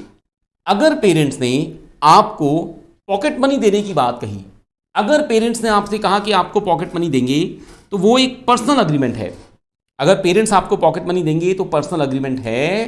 वो पर्सनल अग्रीमेंट कैसे है मैं आपको इसके बारे में बताता हूं। देखो बहुत आसान, इसको समझने के लिए आप बेल्फर वर्सेस बेल्फर केस को देखिए। केस बहुत पुराना है तो मैं थोड़ा सा हल्का सा मॉडिफाई करके आपको बताऊंगा, हल्का सा इसकी कहानी को थोड़ा सा बदल के आपको सुना रहा हूं ताकि प्रेजेंट टाइम में आप इसकी कहानी को समझ सकें। केस जरा पुराना है, ऊपर से इंग्लैंड का केस है, तो मैं इसकी कहानी को हल्का सा मॉडिफाई करूंगा ताकि इंडियन सिचुएशन में भी आप इस केस को समझ सकें। बेल्फर वर्सेस बेल्फर केस किया है वाइफ ने अपने हस्बैंड के ऊपर। वाइफ का नाम है मिसेस बेल्फर, हस्बैंड का नाम है मिस्टर बेल्फर। केस में याद रखो, जो केस को शुरू करता है उसका नाम पहले आता है। केस में पहले किसका नाम आता है बेटा? जो केस को शुरू करता है उसका नाम पहले आता है। तो आपको मेरे साथ इस केस को देखना है। यह है बेल्फर वर्सेस बेल्फर केस। ध्यान दीजिए, इस केस के अंदर मिस्टर बेल्फर जो हमारे केस के हीरो हैं, जो कि हस्बैंड हैं, वो मान लीजिए आर्मी में जॉब करते थे। तो मिस्टर बेल्फर जॉब करते हैं आर्मी के अंदर, और बेटा एक दिन की बात है कि मिस्टर बेल्फर छुट्टियां मनाने अपने घर पर आए हुए थे। अब क्योंकि मिस्टर बेल्फर छुट्टी मनाने घर पर आए हुए थे बेटा, और उनकी वाइफ हैं, उनकी बहुत बड़ी सी फैमिली बेटा, बड़ी सी ट्रक के साइज़ की फैमिली है। वाइफ हैं, 2 बच्चे हैं, 3-4 भाई बहन हैं, और मम्मी पापा हैं, मदर फादर हैं। तो मिस्टर बेल्फर आए हुए हैं छुट्टियां मनाने अपने घर पर। अब सेकेंड वर्ल्ड वॉर चल रही थी, इंग्लैंड में थे, आर्मी में नौकरी करते थे, और बेटा खास बात क्या हुई कि ब्रिटेन ने, इंग्लैंड ने जर्मनी पे हमला किया। इंग्लैंड ने जर्मनी के अगेंस्ट लड़ाई शुरू की। जब इंग्लैंड ने जर्मनी पर हमला किया तो इसका इम्पैक्ट ये हुआ कि मिस्टर बेल्फर से कहा गया कि मिस्टर बेल्फर आपकी छुट्टियां कैंसिल की जा रही हैं, आप बॉर्डर पे जाओ, लड़ने जाना है। बॉर्डर पर जाओ, वॉर शुरू हो चुकी है, आपको लड़ाई में जाना है। तो मिस्टर बेल्फर ने क्या किया बेटा? छुट्टी कैंसिल हो गई, बॉर्डर पे पहुंच गए लड़ने के लिए। जब मिस्टर बेल्फर बॉर्डर पे पहुंच गए, लड़ने के लिए चले गए, तो जाने वाले हैं, जाने से पहले अपने सब घर वालों को इकट्ठा किया, सारी फैमिली को इकट्ठा किया, सबको बिठाया और सबको बोले भाई वॉर में जा रहा हूँ, लड़ने जा रहा हूँ। सबने कहा जी ठीक है। सब बड़े उदास हैं कि वॉर में जा रहे हैं, लड़ने जा रहे हैं, पता नहीं कब वापस आएंगे, और हो सकता है कुछ एक्सीडेंट हो जाए। वॉर में तो कुछ भी हो सकता है वापस ही ना आए। पता लगा वहीं पर डेथ हो गई, वहीं पर कुछ और हो गया। सब बड़े उदास हैं, सब बड़े परेशान हैं। तो मिस्टर बेल्फर ने सब घर वालों को बताना शुरू किया, सबको बाय बाय कर रहे हैं बेटा, टाटा वाटा कर रहे हैं, सबको बाय बाय कर रहे हैं। और पहले पेरेंट्स से बातें की, मम्मी पापा से बातें की, बोले जी वॉर में जा रहा हूँ लड़ने के लिए। मदर फादर बेचारे बड़े उदास हैं, तो बड़ा प्यार करते हैं, बड़े दुखी हैं, बड़े परेशान हैं। और उसके बाद इन्होंने अपने भाई बहन से बातें की, उन्हें बता रहे जी लड़ने जा रहा हूँ, वॉर में जा रहा हूँ। वो भी बड़े उदास हैं कि भैया लड़ने जा रहे हैं वॉर में, पता नहीं कब वापस आएंगे। फिर बच्चों से बातें की, बच्चे भी बड़े दुखी हैं कि पापा वॉर में जा रहे हैं। इससे पहले तो घर में ही वॉर करते होंगे, सबकी पिटाई करते होंगे। उसके बाद अपनी वाइफ से बातें कर रहे हैं। अब ध्यान से मेरी बात सुनिए, अपनी वाइफ को कह रहे हैं जी वॉर में जा रहा हूँ लड़ने के लिए, पता नहीं कब वापस आऊँगा, पता नहीं कितना टाइम लग जाएगा। वाइफ ने कहा चिंता मत करो, जाओ अपनी ड्यूटी करो, अच्छे से अपना काम पूरा करो। और बेटा ये वॉर में लड़ने के लिए चले गए। बात हो गई। जब वॉर में जा रहे हैं तो वाइफ को बाय बाय करते हुए वाइफ से बोले जाने वाले हैं, जाने से पहले सुनिए वाइफ को क्या बोले, तुम घर का ध्यान रखना, मेरे जाने के बाद घर का ध्यान रखना, बच्चों का ध्यान रखना, फैमिली का ध्यान रखना, और मैं तुम्हें हर महीने 100 पाउंड भेजूंगा, 100 पाउंड भेजूंगा घर के खर्चों के लिए। वाइफ को क्या बोले? वाइफ को बोले मेरे जाने के बाद घर का ध्यान रखना, बच्चों का ध्यान रखना, मेरे जाने के बाद हर महीने तुम्हें मैं 100 पाउंड भेजा करूंगा घर के खर्चों के लिए। वाइफ ने कहा तुम जाओ अपना काम करो, मैं घर का ध्यान रखूंगी, बच्चों का ध्यान रखूंगी, तुम हर महीने पैसा भेजते रहना। तो वाइफ ने क्या कहा? पैसा भेजते रहना, घर का ध्यान मैं रख ही लूंगी, कोई दिक्कत नहीं। अग्रीमेंट हो गया। अग्रीमेंट किस किस का हो गया? अग्रीमेंट हो गया हस्बैंड का और वाइफ का। हस्बैंड और वाइफ के अग्रीमेंट में क्या हुई बात? हस्बैंड वाइफ के अग्रीमेंट में बात ये हुई कि वाइफ अपने हस्बैंड के घर का ध्यान रखेगी और हस्बैंड हर महीने उसे 100 पाउंड भेजेगा घर के खर्चों के लिए। तो बेटा हस्बैंड हर महीने पैसा भेजेगा, वाइफ घर का ध्यान रखेगी। अग्रीमेंट हो गया। हस्बैंड लड़ने के लिए चला गया वॉर में। अब उसके जाने के बाद जो घर है जहाँ ये लोग रहते हैं, बेटा जो वाइफ है ना मिसेस बेल्फर, बड़ी गुस्से वाली हैं। घर में सबके साथ झगड़े होते हैं, मिस्टर बेल्फर के मदर फादर के साथ, मिस्टर बेल्फर के बच्चों के साथ, सबके साथ झगड़े होते हैं, सब बड़े परेशान हैं। तो इन सब ने मिस्टर बेल्फर को लेटर भेजने शुरू किए। पेरेंट्स ने लेटर भेजा, भाई तुम्हारी वाइफ हर रोज़ झगड़ा करती है। भाई बहनों ने लेटर भेजा कि भैया भाभी हर रोज़ झगड़ा करती है। जो बच्चे हैं उन्होंने लेटर भेजा कि मम्मी हर रोज़ मारती है, सुबह शाम मारती है। मिस्टर बेल्फोर बड़े परेशान हो गए। मिस्टर बेल्फोर ने अपनी वाइफ को एक लेटर भेजा, एक जवाब भेजा। उन्होंने कहा कि देखो तुम्हारा नेचर पहले भी खराब था, तुम सबको बड़ा परेशान करते थे, तुम आज भी ऐसे हो, सबको बड़ा परेशान करते हो, मैं बड़ा नाराज हूं। जाओ अगले महीने से तुम्हें घर के खर्चों के पैसे नहीं भेजूंगा, अगले महीने से तुम्हें पैसे नहीं भेजूंगा। वाइफ बेटा परेशान हो गई। वाइफ ने मिस्टर बेल्फोर को लेटर भेजा। उसने कहा देखो घर में झगड़े होते हैं वो तो एक बात ठीक है, लेकिन अगर तुम हमें पैसा नहीं भेजोगे तो हम घर के खर्चों को चलाएंगे कैसे? भाई पैसा तो भेजना पड़ेगा। अगर तुम घर खर्चों के पैसे नहीं भेजोगे तो हम घर को चलाएंगे कैसे? घर के खर्चों के पैसे तो तुम्हें भेजने चाहिए। मिस्टर बेल्फोर नहीं माने। इन्होंने वाइफ को घर के खर्चों के पैसे भेजने मना कर दिए। और इसका इम्पैक्ट क्या हुआ बेटा? इसका इम्पैक्ट ये हुआ कि वाइफ ने अपने हस्बैंड पर केस कर दिया। उसने कहा कि मेरे हस्बैंड का मेरे साथ एक अग्रीमेंट था। क्या अग्रीमेंट था? कि मैं घर का ध्यान रखूंगी और वो मुझे हर महीने 100 पाउंड भेजा करेगा। देखो मैं घर का ध्यान रखती हूँ और वो मुझे पैसा नहीं भेज रहा। तो जब बेटा वाइफ ने अपने हस्बैंड पर केस किया, हस्बैंड को कोर्ट में बुला लिया गया। कोर्ट ने कहा जी हस्बैंड को ही पकड़ लाओ, वॉर में से उठा लाओ, केस चलाएंगे हम तो इसके ऊपर। पहले हस्बैंड को बुला लिया, उस पर केस चलाया गया और हस्बैंड से कहा गया कि अपनी वाइफ को हर महीने पैसा क्यों नहीं देते हो। तो हस्बैंड ने सबसे पहली बात कोर्ट में क्या कही? हस्बैंड ने कहा कि मेरा और मेरी वाइफ का अग्रीमेंट तो पर्सनल अग्रीमेंट है। हस्बैंड ने कहा मेरा और मेरी वाइफ का अग्रीमेंट कैसा है? पर्सनल अग्रीमेंट है। हस्बैंड ने कहा जी मेरा अग्रीमेंट और मेरी वाइफ का अग्रीमेंट पर्सनल है, और इस पर्सनल अग्रीमेंट के अंदर, क्योंकि ये अग्रीमेंट पर्सनल है, इस पर्सनल अग्रीमेंट के अंदर बिजनेस लॉ अप्लाई नहीं होता। वाइफ ने केस किया बिजनेस लॉ में। वाइफ ने हस्बैंड से कहा जी मुझे पैसा दो। कोर्ट में हस्बैंड ने आकर कहा कि मेरा और मेरी वाइफ का अग्रीमेंट पर्सनल था और ये बिजनेस लॉ में कवर नहीं होता।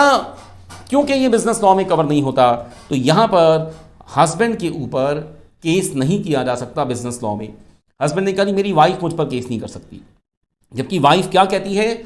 वाइफ कहती है कि आपका और मेरा अग्रीमेंट है जहां मैं घर का ध्यान रखती हूं, मैं सर्विस दे रही हूं। मुझे कुछ देर पहले आप बच्चों ने बोला था, आप में से बच्चे ने कहा था कि सर्विस अग्रीमेंट है।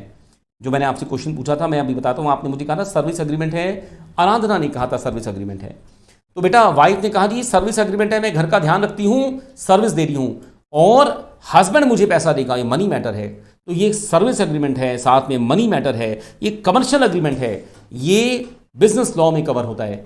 और हस्बैंड को ऑर्डर दिया जाएगा कि मुझे पैसा दे, उसे देना पड़ेगा पैसा। तो आपको ये बात बतानी है कि क्या ये कमर्शियल कॉन्ट्रैक्ट है या ये पर्सनल कॉन्ट्रैक्ट है। बेल्फोर वर्सेस बेल्फोर में हस्बैंड का प्रॉमिस कि अपनी वाइफ को घर के एक्सपेंसेस के लिए पैसा देगा, क्या ये कमर्शियल कॉन्ट्रैक्ट है या ये पर्सनल कॉन्ट्रैक्ट है? बताओ बेटा, कमर्शियल है या पर्सनल है? आपको इसका आंसर देकर बताना है। जल्दी से बताओ, कमर्शियल कॉन्ट्रैक्ट है, पर्सनल कॉन्ट्रैक्ट है, कैसा कॉन्ट्रैक्ट है, इसका नेचर बताओ। एक बात सभी बताओ फटाफट बेटा, बोलो बेटा क्या कहते हो। मैं आपके आंसर्स की वेट करूंगा। सरिता ने कहा जी मुझे आपसे कुछ बात करनी है। सरिता जी आप क्लास के बाद कॉल कर दीजिएगा, कोई दिक्कत नहीं बेटा, क्लास खत्म होने के बाद कॉल कर दीजिएगा, कोई ऐसा इशू नहीं। बताइए बेटा ये कमर्शियल कॉन्ट्रैक्ट है या ये पर्सनल कॉन्ट्रैक्ट है? जल्दी से बताओ बेटा। हस्बैंड और वाइफ का अग्रीमेंट, हस्बैंड अपने अग्रीमेंट को पूरा नहीं कर रहा, वाइफ को पैसा नहीं दे रहा, और आपको बताना है कमर्शियल है पर्सनल है। सरिता ने कहा पर्सनल कॉन्ट्रैक्ट, ओके। और सब बताओ बेटा, बाकी सब ही बताओ, ओके। आराधना ने कहा पर्सनल। बेटा आराधना, लेकिन आपकी पिछले वाले आंसर को मैं ध्यान में रख के कहूँगा कि बेटा ये तो सर्विस अग्रीमेंट जैसी बात हो गई। नहीं बेटा, अब इसके ऊपर भी जवाब देना है बेटा। विकास ने कहा पर्सनल, सरिता ने कहा जी ओके जी फाइन, बहुत बढ़िया, ओके। बताओ बेटा क्या कहते हो, पर्सनल या कमर्शियल? और क्या क्या आंसर हैं? ओके, हाँ जी। आयुषी और छवि बेटा आप भी आंसर भेजो, आपके आंसर मेरे पास ऐप में आएंगे बेटा। नैना ने कहा जी पर्सनल, ठीक है, बहुत बढ़िया। चलिए आपके तो सभी आंसर पर्सनल आ रहे हैं बेटा। आप सबने कहा जी पर्सनल अग्रीमेंट है, बिल्कुल ठीक आंसर, आपके आंसर बिल्कुल ठीक है। छवि भी कहती है जी पर्सनल अग्रीमेंट है, बिल्कुल ठीक आंसर। आइए मैं आपको इसका रीज़न बताता हूँ, मैं आपको इसका कारण बताता हूँ कि ये पर्सनल अग्रीमेंट क्यों है। आपको सभी को ध्यान देना है, ये पर्सनल अग्रीमेंट क्यों है, ये पर्सनल अग्रीमेंट कैसे है। तो मैं आपको इसके बारे में एक बात बताता हूँ। कोर्ट ने इस केस को डिसाइड करते हुए कहा, प्लीज़ ध्यान दीजिएगा, जब कोर्ट ने इस केस को डिसाइड किया तो कोर्ट ने इस केस को डिसाइड करते हुए कहा, कोर्ट ने कहा कि जब हस्बैंड और वाइफ के बीच में ये अग्रीमेंट बनाया गया था तो हस्बैंड और वाइफ के बीच में ये अग्रीमेंट घर को चलाने के लिए बनाया गया था। कोर्ट ने कहा कि जब दो फैमिली मेंबर्स के बीच में घर के रिलेशंस को, दो फैमिली मेंबर्स के बीच में उनके रिलेशंस को मेंटेन करने के लिए कोई अग्रीमेंट बनाया जाता है तो फिर वो एक पर्सनल अग्रीमेंट होता है। कोर्ट ने कहा इस अग्रीमेंट में हस्बैंड और वाइफ घर चलाने की बातें कह रहे हैं। हस्बैंड कह रहा है मैं तुम्हें घर के खर्चों के पैसे भेजूंगा, ये उसकी सोशल ड्यूटी है। वाइफ घर का ध्यान रखेगी, तो ये कोई सर्विस एग्रीमेंट नहीं है, ये उसकी सोशल ड्यूटी है। तो कोर्ट ने कहा कि यहाँ पर हस्बैंड और वाइफ दोनों घर को चलाने की बातें कह रही हैं। क्योंकि दोनों घर को चलाने की बातें कह रही हैं तो हम इसे एक सोशल अग्रीमेंट मानते हैं। जब फैमिली मेंबर्स के बीच में घर को चलाने की बातें होती हैं तो सोशल अग्रीमेंट होता है, इसे कमर्शियल अग्रीमेंट नहीं कहा जा सकता। क्योंकि ये कमर्शियल अग्रीमेंट नहीं है तो इसे ना तो आप बिजनेस लॉ में कवर कर सकते हैं, ना ही आप बिजनेस लॉ में इसके ऊपर केस कर सकते हैं। बिजनेस लॉ में इसे कवर भी ना करें, इसके ऊपर केस भी ना करें, इसके ऊपर सिर्फ और सिर्फ पर्सनल लॉ अप्लाई होंगे। पर्सनल लॉ होते हैं ना बेटा, जो कि कस्टम्स और ट्रेडिशन से बनते हैं, रीति रिवाजों से बनते हैं, वो पर्सनल लॉ इसके ऊपर अप्लाई होंगे और कोई भी लॉ इसके ऊपर अप्लाई नहीं होगा। मेरे पास एक मैसेज है, उसके बाद आराधना निका जी, ओके, आप मुझे सर्विस प्रोवाइड किए हैं, ओके, इसलिए मैंने बोली थी कमर्शियल। ओके आराधना, तुम्हारा आंसर कमर्शियल सर्विस वाला इसलिए था, ठीक है, नाइस। अनुज ने कहा गुड मॉर्निंग, कैसे हो बेटा अनुज। सफ्तर रजा खान कैसे हैं बेटा, गुड मॉर्निंग। पिंकी हेलो बेटा, गुड मॉर्निंग। इस्लामुद्दीन ने कहा जी it is not a personal contract but it was the reason is a waiver to personal need approved. Okay, नहीं बेटा इस्लामुद्दीन, आपका जो आंसर है उसको थोड़ा सा मॉडिफाई करना पड़ेगा, बदलना पड़ेगा बेटा। ये एक कमर्शियल अग्रीमेंट नहीं है, पर्सनल अग्रीमेंट है, बिकॉज इसके अंदर रिलेशंस को मेंटेन करने की बातें की जा रही। पिंकी जी आई एम फाइन बेटा, आप कैसे हैं पिंकी बेटा। चलिए बहुत बढ़िया, this is very nice, very fine. अच्छा बेटा, ये तो मैंने आपको एक बात बताई, मैंने आपको सिखाया कि हमारे अग्रीमेंट को कमर्शियल और पर्सनल कैसे बनाया जाता है। ये आपने इसके ऊपर सबसे पहला case Balfour versus Balfour case पढ़ा। सफ्तर बढ़िया जी, okay fine, I am also fine. Saftar कैसे हो बेटा आप। परम ने कहा जी गुड मॉर्निंग बेटा परम। राहुल बेटा गुड मॉर्निंग। और सफ्तर ने कहा जी क्या ये फुल रिवीजन क्लास है, होल सिलेबस। नहीं बेटा सफ्तर, ये एक मई 2021 के बैच की बेटा फर्स्ट इंट्रोडक्टरी क्लास है। मैं आपकी व्हाट्सएप पर आपको सब तो बेटा सभी बच्चों को बेटा आपको बता दूंगा एक फुल रिवीजन क्लास के बारे में। व्हाट्सएप पर मैं आपको मैसेज देकर और बताऊंगा बेटा। अखंड प्रताप सिंह कैसे हो बेटा, अखंड कैसे हो, बहुत अच्छा लगा आपको देख के, वेरी नाइस। तो चलिए हम शुरू करते हैं आगे। बेटा मैं इंडियन कॉन्ट्रैक्ट एक्ट का कमर्शियल और पर्सनल अग्रीमेंट वाला कॉन्सेप्ट इस वक्त पढ़ा रहा हूँ। आप सभी, मैं चाहूँगा इसको बड़ा ध्यान से देखते रहिएगा। और पिंकी ने कहा जी क्लास क्यों नहीं बोली है। अच्छा, वो बेटा यूट्यूब वाली क्लास दोबारा से शुरू करेंगे, आज से शुरू करेंगे बेटा। एक मैसेज डालूंगा अभी आपको ग्रुप में इसके लिए। थोड़ा सा एक डेंटल प्रॉब्लम थी, एक सर्जरी हुई थी दांत की, तो इस वजह से कुछ क्लासेस की दिक्कत थी। चलिए दोबारा से क्लास शुरू करेंगे, बिल्कुल चिंता नहीं। Yes I am fine, I am perfectly fine Pinky बेटा, God bless you, thank you. चलिए शुरू करें, थोड़ा सा आप सभी क्लास को एंजॉय करो। आप सब देखो, एक केस स्टडी देखिए, मैरिड वर्सेस मैरिड। तो बेटा मैंने आपको अभी केस पढ़ाया बेल्फर वर्सेस बेल्फर, अब मैं आपको एक केस बताऊंगा मैरिड वर्सेस मैरिड। और मैं चाहूँगा कि आप सभी बच्चे इस केस को एक बार फिर से देखें जो मैंने अभी आपको बताया, फिर अगले केस को दोबारा देखिएगा। देखिए हमने पढ़ा कि जब आप किसी अग्रीमेंट को बनाते हैं और वो फैमिली मेंबर्स के बीच में होता है, रिलेशंस को मेंटेन करने के लिए होता है, तो हम उसे एक पर्सनल अग्रीमेंट कहते हैं। जब आप एक पर्सनल अग्रीमेंट बनाते हैं और वो फैमिली मेंबर्स के रिलेशंस को मेंटेन करने के लिए होता है, तो उस पर्सनल अग्रीमेंट के अंदर उसकी सबसे बड़ी बात, उसे हम बिजनेस लॉ में कवर नहीं करते हैं। अब मैं आपको एक बहुत इंपॉर्टेंट कॉन्सेप्ट बताऊंगा, आपको सबको इस कॉन्सेप्ट को समझना है, मेरे साथ ध्यान से देखना है। देखिए कॉन्सेप्ट है कमर्शियल कॉन्ट्रैक्ट। एक केस देखिए सामने, मैरिड वर्सेस मैरिड। मैं आपको बेल्फर वर्सेस बेल्फर केस से अलग हटके दूसरा केस बताता हूं जिसका नाम है मैरिड वर्सेस मैरिड। मैं चाहूंगा आप सभी बच्चे मैरिड वर्सेस मैरिड केस को बड़ा केयरफुली ध्यान से मेरे साथ समझ के देखें। देखिए मैरिड वर्सेस मैरिड केस में क्या बताया गया, इस केस में आपको क्या सीखना है, आपको ध्यान से देखना है। मैरिड वर्सेस मैरिड केस, ये वाइफ ने हस्बैंड पर केस किया जिसका नाम है मैरिड वर्सेस मैरिड।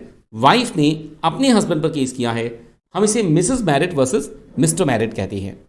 इस केस में आपको क्या सीखना है, आप मेरे साथ ध्यान से इस केस को समझ के देखिए।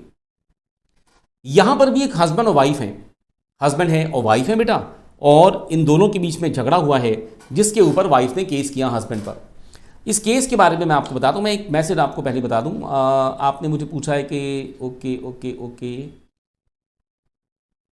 ओके, कोई बात नहीं पिंकी, आप अच्छे से काम कीजिए बेटा। मैं वो आपकी एक फुल डे नवंबर वाले बच्चों की, बेटा दिसंबर वाले बच्चों की full day revision class announce कराऊंगा आज। बिल्कुल अच्छे से काम कीजिए, आप बिल्कुल चिंता ना कीजिए, फुल डे रिवीजन क्लास रखेंगे, आपको और परफेक्शन से काम करा देंगे, ठीक है ना। बस आप अच्छे से उसको एंजॉय कीजिएगा, बढ़िया से तैयारी करके रखिए। मैं फुल डे रिवीजन क्लास आपकी भी अनाउंस कराऊंगा। तो चलिए मैं आपको आगे बता रहा था, आप मेरे साथ ध्यान से देखते रहिए। मैं मैरिड वर्सेस मैरिड केस आपको बता रहा हूँ। इस केस के अंदर बेटा आप ये सीख रहे हैं, एक हस्बैंड और वाइफ हैं। हस्बैंड बेटा सोचिए आपकी तरह एक चार्टर्ड अकाउंटेंट है, एक कंपनी में जॉब करता है, सीनियर पोजीशन पे जॉब करता है, मैनेजर है एक कंपनी के अंदर। वाइफ बेटा हाउस वाइफ है, घर में रहती है, घर को मैनेज करती है। छोटी सी फैमिली है बेटा, सिर्फ हस्बैंड और वाइफ है। अब इस छोटी सी फैमिली में बड़ी पीसफुली लाइफ चल रही है, लाइफ बड़ा शांति से चल रही है। न मदर फादर है, न भाई बहन है, न बच्चे हैं, अब तो कोई भी नहीं है। हस्बैंड वाइफ बड़े अच्छे से रहते हैं। हस्बैंड एक कंपनी में मैनेजर है, हर रोज अपने ऑफिस जाता है, और इन्होंने रहने के लिए एक घर खरीदा हुआ है। ध्यान दीजिए, रहने के लिए एक छोटा सा फ्लैट खरीदा है, घर खरीदा है, और इस घर की इंस्टॉलमेंट्स जाती हैं जो कि हस्बैंड अपनी सैलरी से पे करता है। तो इन्होंने रहने के लिए घर खरीदा है जिसकी इंस्टॉलमेंट्स पे होती हैं, हस्बैंड अपनी सैलरी में से इंस्टॉलमेंट्स को पे करता है। बेटा कुछ दिनों के बाद एक दिन हस्बैंड अपने ऑफिस जाता है, तो उसकी कंपनी के डायरेक्टर्स इसको मिलने के लिए बुलाते हैं। हस्बैंड अपनी ऑफिस में जाता है, इसकी कंपनी के डायरेक्टर्स इसको मिलने के लिए बुलाते हैं, और जब इसकी कंपनी के डायरेक्टर्स इसको मिलने के लिए बुलाते हैं तो इसे कहते हैं कि देखो भाई, आपके ऊपर काम का बड़ा बोझ है, वर्कलोड बहुत ज़्यादा है, आपके ऊपर बहुत ज़्यादा वर्कलोड है, और हम चाहते हैं कि आपकी कुछ मदद की जाए। भाई कैसे मदद की जाए? तो उन्होंने कहा हम चाहते हैं कि आपकी हेल्प करने के लिए, आपकी मदद करने के लिए एक सेक्रेटरी अपॉइंट कर दी जाए। हस्बैंड तो बड़ा खुश है, उन्होंने कहा एक सेक्रेटरी अपॉइंट कर देंगे जो आपकी मदद करेगी, आपका सारा काम ऑफिस का संभालने में आपकी हेल्प करेगी। तो हस्बैंड ने कहा ठीक है, सेक्रेटरी अपॉइंट कर दो। बहुत खुश है कि मेरा तो काम किसी और से करवाया करूंगा, सारा काम उसी को दिया करूंगा करने के लिए, मैं तो आराम से बैठ के एंजॉय करूंगा। बेटा कुछ ही दिनों के अंदर डायरेक्टर्स ने इसके लिए एक सेक्रेटरी अपॉइंट कर दी, बड़ी ही सुंदर सी सेक्रेटरी अपॉइंट हो गई बेटा। अभी तो बड़ा खुश है बेटा, he is very happy.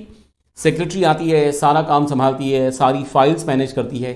Chartered accountant है ना, तो डॉक्यूमेंट्स बड़े सारे हैं, फाइल्स बहुत सारी हैं। सेक्रेटरी आती है, सारी फाइल्स को मैनेज करती है, सारे डॉक्यूमेंट संभालती है, सारा काम संभालती है।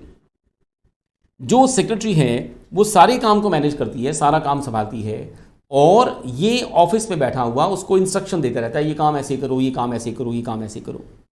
कुछ ही दिनों में इनकी और इनकी सेक्रेटरी की बड़ी अच्छी अंडरस्टैंडिंग हो गई, दोनों की बड़ी अच्छी अंडरस्टैंडिंग हो गई बेटा, और सेक्रेटरी और इनकी दोस्ती हो गई, फ्रेंडशिप हो गई। धीरे धीरे मैं देख रहा हूँ आप बच्चे, मैं समझ गया आप बच्चे स्माइल कर रहे हो। धीरे धीरे जो सेक्रेटरी है उनके साथ इनकी फ्रेंडशिप बढ़ती गई, बढ़ती गई, बढ़ती गई, जैसे आपका स्माइल बढ़ता जा रहा होगा अभी। तो इनकी फ्रेंडशिप बढ़ती गई, बढ़ती गई, और बढ़ते बढ़ते बढ़ते बढ़ते एक दिन दोनों का लव अफेयर शुरू हो गया। और इन्होंने, मिस्टर मैरिट ने और उनकी सेक्रेटरी ने क्या डिसाइड किया कि दोनों मैरिज करेंगे, दोनों शादी करेंगे। बस बेटा बात हो गई, दोनों मैरिज करेंगे। और यहाँ तो लेकिन मैरिज हो नहीं सकती है। भाई मैरिज क्यों नहीं हो सकती है? मैरिज इसलिए नहीं हो सकती है क्योंकि, मेरी बात पे ध्यान देना, मैरिज इसलिए नहीं हो सकती है क्योंकि ये ऑलरेडी मैरिड हैं, इनकी ऑलरेडी मैरिज हो रखी है, तो दोबारा मैरिज कैसे कर लेंगे? तो इन्होंने सोचा कि क्यों ना मैं, ध्यान दीजिएगा मेरी बात पर, क्यों ना मैं अपनी वाइफ को डिवोर्स दे दूं और डिवोर्स देकर सेक्रेटरी से मैरिज कर लूं। तो क्या सोचा बेटा? बोले अपनी वाइफ को डिवोर्स दे दूं और डिवोर्स देकर अपनी सेक्रेटरी से शादी कर दूं। तो बस बेटा ये अपने घर पर आए और हर रोज अपनी वाइफ को ऑफिस की बातें बताती थी। आज भी अपनी वाइफ को ऑफिस की बातें बता रहे मेरी सेक्रेटरी है, हमारी बड़ी अच्छी अंडरस्टैंडिंग है, और हमने सोचा है कि हम मैरिज करेंगे। वाइफ को तो बड़ा बुरा लगा, मिसेस मैरिड जो थी उनको बड़ा बुरा लगा, सदमा लग गया बेटा, अचानक धप्पा हो गई मिसेस मैरिड। तो हस्बैंड ने कहा जी मैं अपनी सेक्रेटरी से शादी करूंगा और उसके लिए तुम्हें डिवोर्स देना है, मैं चाहता हूं कि तुम मुझे डिवोर्स दे दो और मैं अपनी सेक्रेटरी से शादी कर दूं। वाइफ को बड़ा बुरा लगा, वो बड़ी नाराज हुई बेटा, और दोनों का झगड़ा हो गया। हस्बैंड वाइफ ने समझिए इतना झगड़ा किया बेटा कि हफ्ते भर तक हर रोज महाभारत के 2-2 एपिसोड खेले बेटा। हफ्ते भर तक हस्बैंड और वाइफ ने दोनों ने महाभारत के 2-2 एपिसोड खेले, सुबह शाम झगड़ा करते हैं बेटा। हफ्ते भर के बाद वाइफ ने अपने हस्बैंड से कहा, हफ्ते भर के बाद वाइफ ने अपने हस्बैंड से क्या कहा? वाइफ ने अपने हस्बैंड से कहा कि अच्छा देखो, मैं चाहती हूं कि तुम खुश रहो, जाओ जाओ, मैं तुम्हें डिवोर्स दे देती हूं। मैं चाहती हूं तुम खुश रहो, मैं तुम्हें डिवोर्स दे देती हूं और तुम अपनी सेक्रेटरी से शादी कर दो। हस्बैंड तो बड़ा खुश हुआ, मन में 2 लड्डू फूटे। तो हस्बैंड ने अपनी वाइफ से कहा कि तुम मुझे डिवोर्स दोगी, तो बहुत अच्छी बात है, तुम मुझे डिवोर्स दोगी तो उसके बाद तुम कहां रहोगी? क्योंकि तुम मुझे डिवोर्स दोगी तो मैं ये फ्लैट, ये घर तुम्हारे नाम पे कर दूंगा।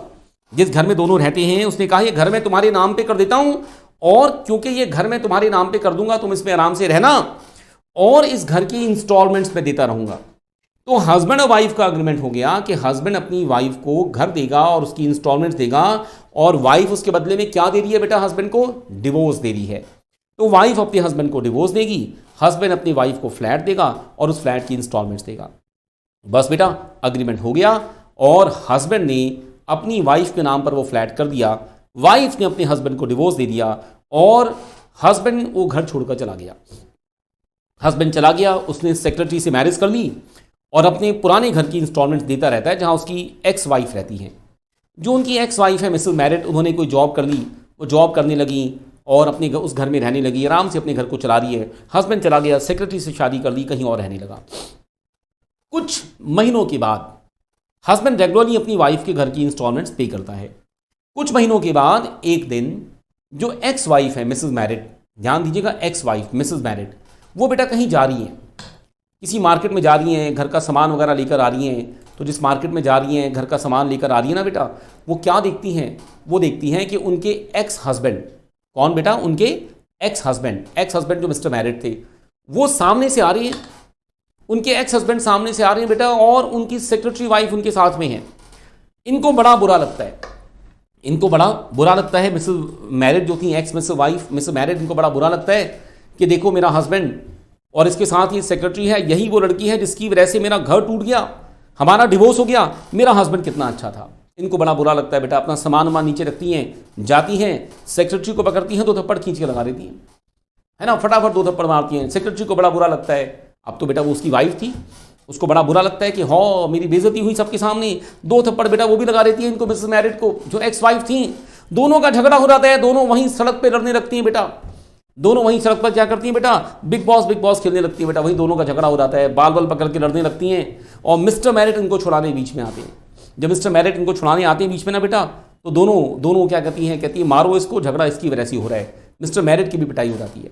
मिस्टर मैरिट बड़े नाराज होते हैं अपनी वाइफ से, एक्स वाइफ से, कहते हैं देखो तुमने सबके सामने मेरी और मेरी वाइफ की बेइज्जती की, तुमने सबके सामने मेरी और मेरी वाइफ की बेइज्जती की, जाओ अगले महीने से तुम्हारे घर की इंस्टॉलमेंट्स नहीं दूंगा। तो वो एक्स वाइफ को उनके घर की इंस्टॉलमेंट देने से मना कर देते हैं। बस बेटा, ये एक्स वाइफ मिसेस मैरिट अपने हस्बैंड पर केस कर देती हैं और कोर्ट में केस करके कहती हैं मेरा अग्रीमेंट था मेरे हस्बैंड के साथ कि वो मेरे घर की इंस्टॉलमेंट्स देगा और मैं उसे डिवोर्स दूंगी। देखो मैंने उसे डिवोर्स दिया, उसने हमारे घर की इंस्टॉलमेंट देने से मना कर दिया, आप उसे ऑर्डर दो कि मेरे घर की इंस्टॉलमेंट्स पे करे, हमारे घर की इंस्टॉलमेंट्स पे करे, है ना बेटा। तो हस्बैंड कोर्ट में आकर क्या कहता है? हस्बैंड कोर्ट में आकर कहता है कि जिस दिन हमारा अग्रीमेंट हुआ था उस दिन हम लोग हस्बैंड वाइफ थे। हस्बैंड कहता है जिस दिन हमारा अग्रीमेंट हुआ था उस दिन हम लोग हस्बैंड वाइफ थे, क्योंकि उस दिन हम लोग हस्बैंड वाइफ थे तो ये अग्रीमेंट तो पर्सनल अग्रीमेंट है, बिजनेस लॉ में कवर ही नहीं होता। अब क्योंकि बिजनेस लॉ में कवर ही नहीं होता तो मेरी वाइफ मुझ पर केस नहीं कर सकती है और बिजनेस लॉ अप्लाई नहीं होते हैं। तो हस्बैंड कहता है ये पर्सनल अग्रीमेंट है, वाइफ कहती है ये कमर्शियल अग्रीमेंट है। हस्बैंड कहता है पर्सनल अग्रीमेंट इसलिए है क्योंकि जिस दिन अग्रीमेंट बना उस दिन हम लोग हस्बैंड और वाइफ थे। तो आपको इस केस को डिसाइड करके बताना है बेटा, क्या ये पर्सनल अग्रीमेंट है या ये कमर्शियल अग्रीमेंट है। बताओ बेटा क्या कहते हो, मैं आपके सबके आंसर का वेट करूंगा। Aditya Verma ji, Aditya good morning. आदित्य कैसे हो बेटा? Good morning, it's very nice to see you बेटा। ओके जी, नैना जी आंसर बताओ क्या कहते हो। छवि आंसर बताओ, आयुषी आंसर बताओ, पिंकी बेटा आपने आंसर भेजा, आपने कहा court cannot help the lady, okay. और पिंकी जी आपने कहा wife cannot claim money from the husband because contract is social and domestic in nature, okay. Must create legal obligation between two parties in commercial contract must give consideration. तो पिंकी आप कहते हो ये personal agreement है, husband bound नहीं है, wife को पैसा नहीं देगा, कोर्ट उसकी लेडी की हेल्प नहीं करेगा। नैना ने कहा दी पर्सनल, राहुल ने कहा दी कमर्शियल, विकास ने कहा दी पर्सनल, शाबाश। आराधना कहती है कमर्शियल, बहुत बढ़िया, कितनी अच्छी बात। और बताओ आपके बहुत सारे आंसर आए, इट्स वेरी नाइस। आपके आंसर मैं देख रहा हूँ यूट्यूब ऐप पर और हमारी CAR के मेहता क्लासेस ऐप पर, दोनों पर आ रहे हैं आपके आंसर, बहुत अच्छी बात है। ये बताओ, और बताओ बेटा, और क्या कहते हो? कुछ आंसर ठीक है बेटा, कुछ आंसर गलत है। कुछ बच्चे कहते हैं पर्सनल, कुछ कहते हैं कमर्शियल। ऑब्वियस ही बात है, कुछ आंसर ठीक है, आधे ठीक है, आधे गलत हैं। बताओ क्या कहते हो बेटा, पर्सनल है कमर्शियल है, इसके अकॉर्डिंग बताओ। और बताओ, इस्लामुद्दीन ने कहा जी कमर्शियल अग्रीमेंट है, ठीक बात है। और बताओ, छवि ने कहा जी कमर्शियल अग्रीमेंट है, ओके, ये भी बात ठीक है। एक आपका आंसर बिल्कुल अच्छे आ रहे हैं, बहुत बढ़िया आंसर आ रहे हैं। और बताओ, चलो ठीक है, मैं अब आपको बताना शुरू करता हूँ। बेटा इस अग्रीमेंट के अंदर ध्यान से देखो बेटा, आप कुछ बच्चों ने कहा पर्सनल अग्रीमेंट है, कुछ ने कहा कमर्शियल अग्रीमेंट है। कोर्ट ने जब इस केस को डिसाइड किया तो पता है कोर्ट ने क्या कहा? ओके, पहले बड़ा सा आंसर आ गया, पहले पढ़ दूँ फिर बताऊंगा। आयुषी ने कहा जी पर्सनल है क्योंकि मिसेस मैरिट के पास कोई प्रूफ नहीं है अग्रीमेंट को कमर्शियल प्रूव करने का। ओके ओके ओके, आयुषी जी कहती है पर्सनल है। देखो इसका सही जवाब सुनो बेटा, ध्यान से बैठो, दिल थाम के बैठो बेटा। आप जिन बच्चों का आंसर ठीक है, आप सब KBC में 1-1 करोड़ रुपए जीतने वाले हो। सुनो बेटा, इसका करेक्ट आंसर है ये एक कमर्शियल अग्रीमेंट है। कैसा अग्रीमेंट है? कमर्शियल अग्रीमेंट है। देखा, तो जिन्होंने कमर्शियल कहा वो बिल्कुल सही है, जिन्होंने पर्सनल कहा वो गलत हो गया आंसर बेटा। तो ये कमर्शियल अग्रीमेंट है। क्यों है? आप कहोगे सर हाँ ऐसा क्यों है, कमर्शियल क्यों है भाई, पर्सनल क्यों नहीं है? तो मैं बताता हूं। मैंने मैरिट वर्सेस मैरिट केस बताने से पहले बेल्फर वर्सेस बेल्फर केस बताया था। कौन सा केस बताया था? बेल्फर वर्सेस बेल्फर केस बताया था। मेरी बात पे ध्यान दीजिए, बेल्फर वर्सेस बेल्फर केस के अंदर मैंने आप सबको बताया था, क्या बताया था कि रिलेशंस में जब अग्रीमेंट बनते हैं, दो रिलेटिव्स के जो अग्रीमेंट बनते हैं, घर को चलाने वाले अग्रीमेंट, वो कैसे होते हैं? पर्सनल अग्रीमेंट होते हैं। बेटा यहां पर कोर्ट ने कहा कि ये अग्रीमेंट घर को चलाने का नहीं है, ये तो घर को तोड़ने का अग्रीमेंट है। ये अग्रीमेंट घर को ब्रेक करने का है, घर को तोड़ने का अग्रीमेंट है, इसीलिए इसे पर्सनल अग्रीमेंट नहीं कहा जाता। कोर्ट ने कहा आप अगर इस अग्रीमेंट को देखें तो यहां ऐसा लगा जैसे हस्बैंड और वाइफ, बेटा ध्यान दो, हस्बैंड और वाइफ दोनों बिजनेस कर रहे हैं। हस्बैंड क्या कह रहा है? मैं तुम्हें घर दूंगा, तुम मुझे डिवोर्स दो। वाइफ क्या कह रही है? मैं तुम्हें डिवोर्स दे रही हूं, तुम मुझे घर दो। है ना बेटा, दोनों दुकानें खोल के बैठे बेटा, एक डिवोर्स बेच रहा है, एक घर बेच रहा है। तो कोर्ट ने कहा, कोर्ट ने क्या कहा बेटा? कोर्ट ने कहा इस केस के अंदर अग्रीमेंट कैसा है? कमर्शियल है। घर को तोड़ने वाला अग्रीमेंट कमर्शियल होता है। तो वो मनी मैटर जहां घर को चलाना हो, रिलेशंस को चलाना हो, वो कैसे होते हैं? पर्सनल। और वो मनी मैटर जहां घर को तोड़ने की बातें हो, रिलेशंस को तोड़ने की बातें हो, बेटा वो कैसे होते हैं? वो होते हैं कमर्शियल। तो कोर्ट ने कहा जी बेल्फर वर्सेस बेल्फर केस अलग था, मैरिट वाला केस अलग है। Merit versus merit case commercial contract है, और यहां पर कमर्शियल कॉन्ट्रैक्ट होने से बिजनेस लॉ अप्लाई किया गया।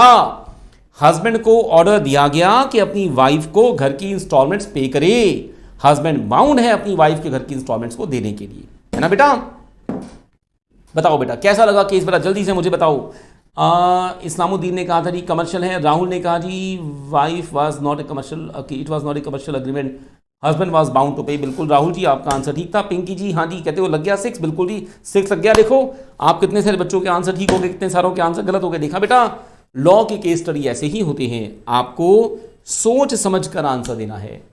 कोर्ट ने कहा घर को चलाने वाले अग्रीमेंट पर्सनल होते हैं, घर को तोड़ने वाले अग्रीमेंट कमर्शियल होते हैं।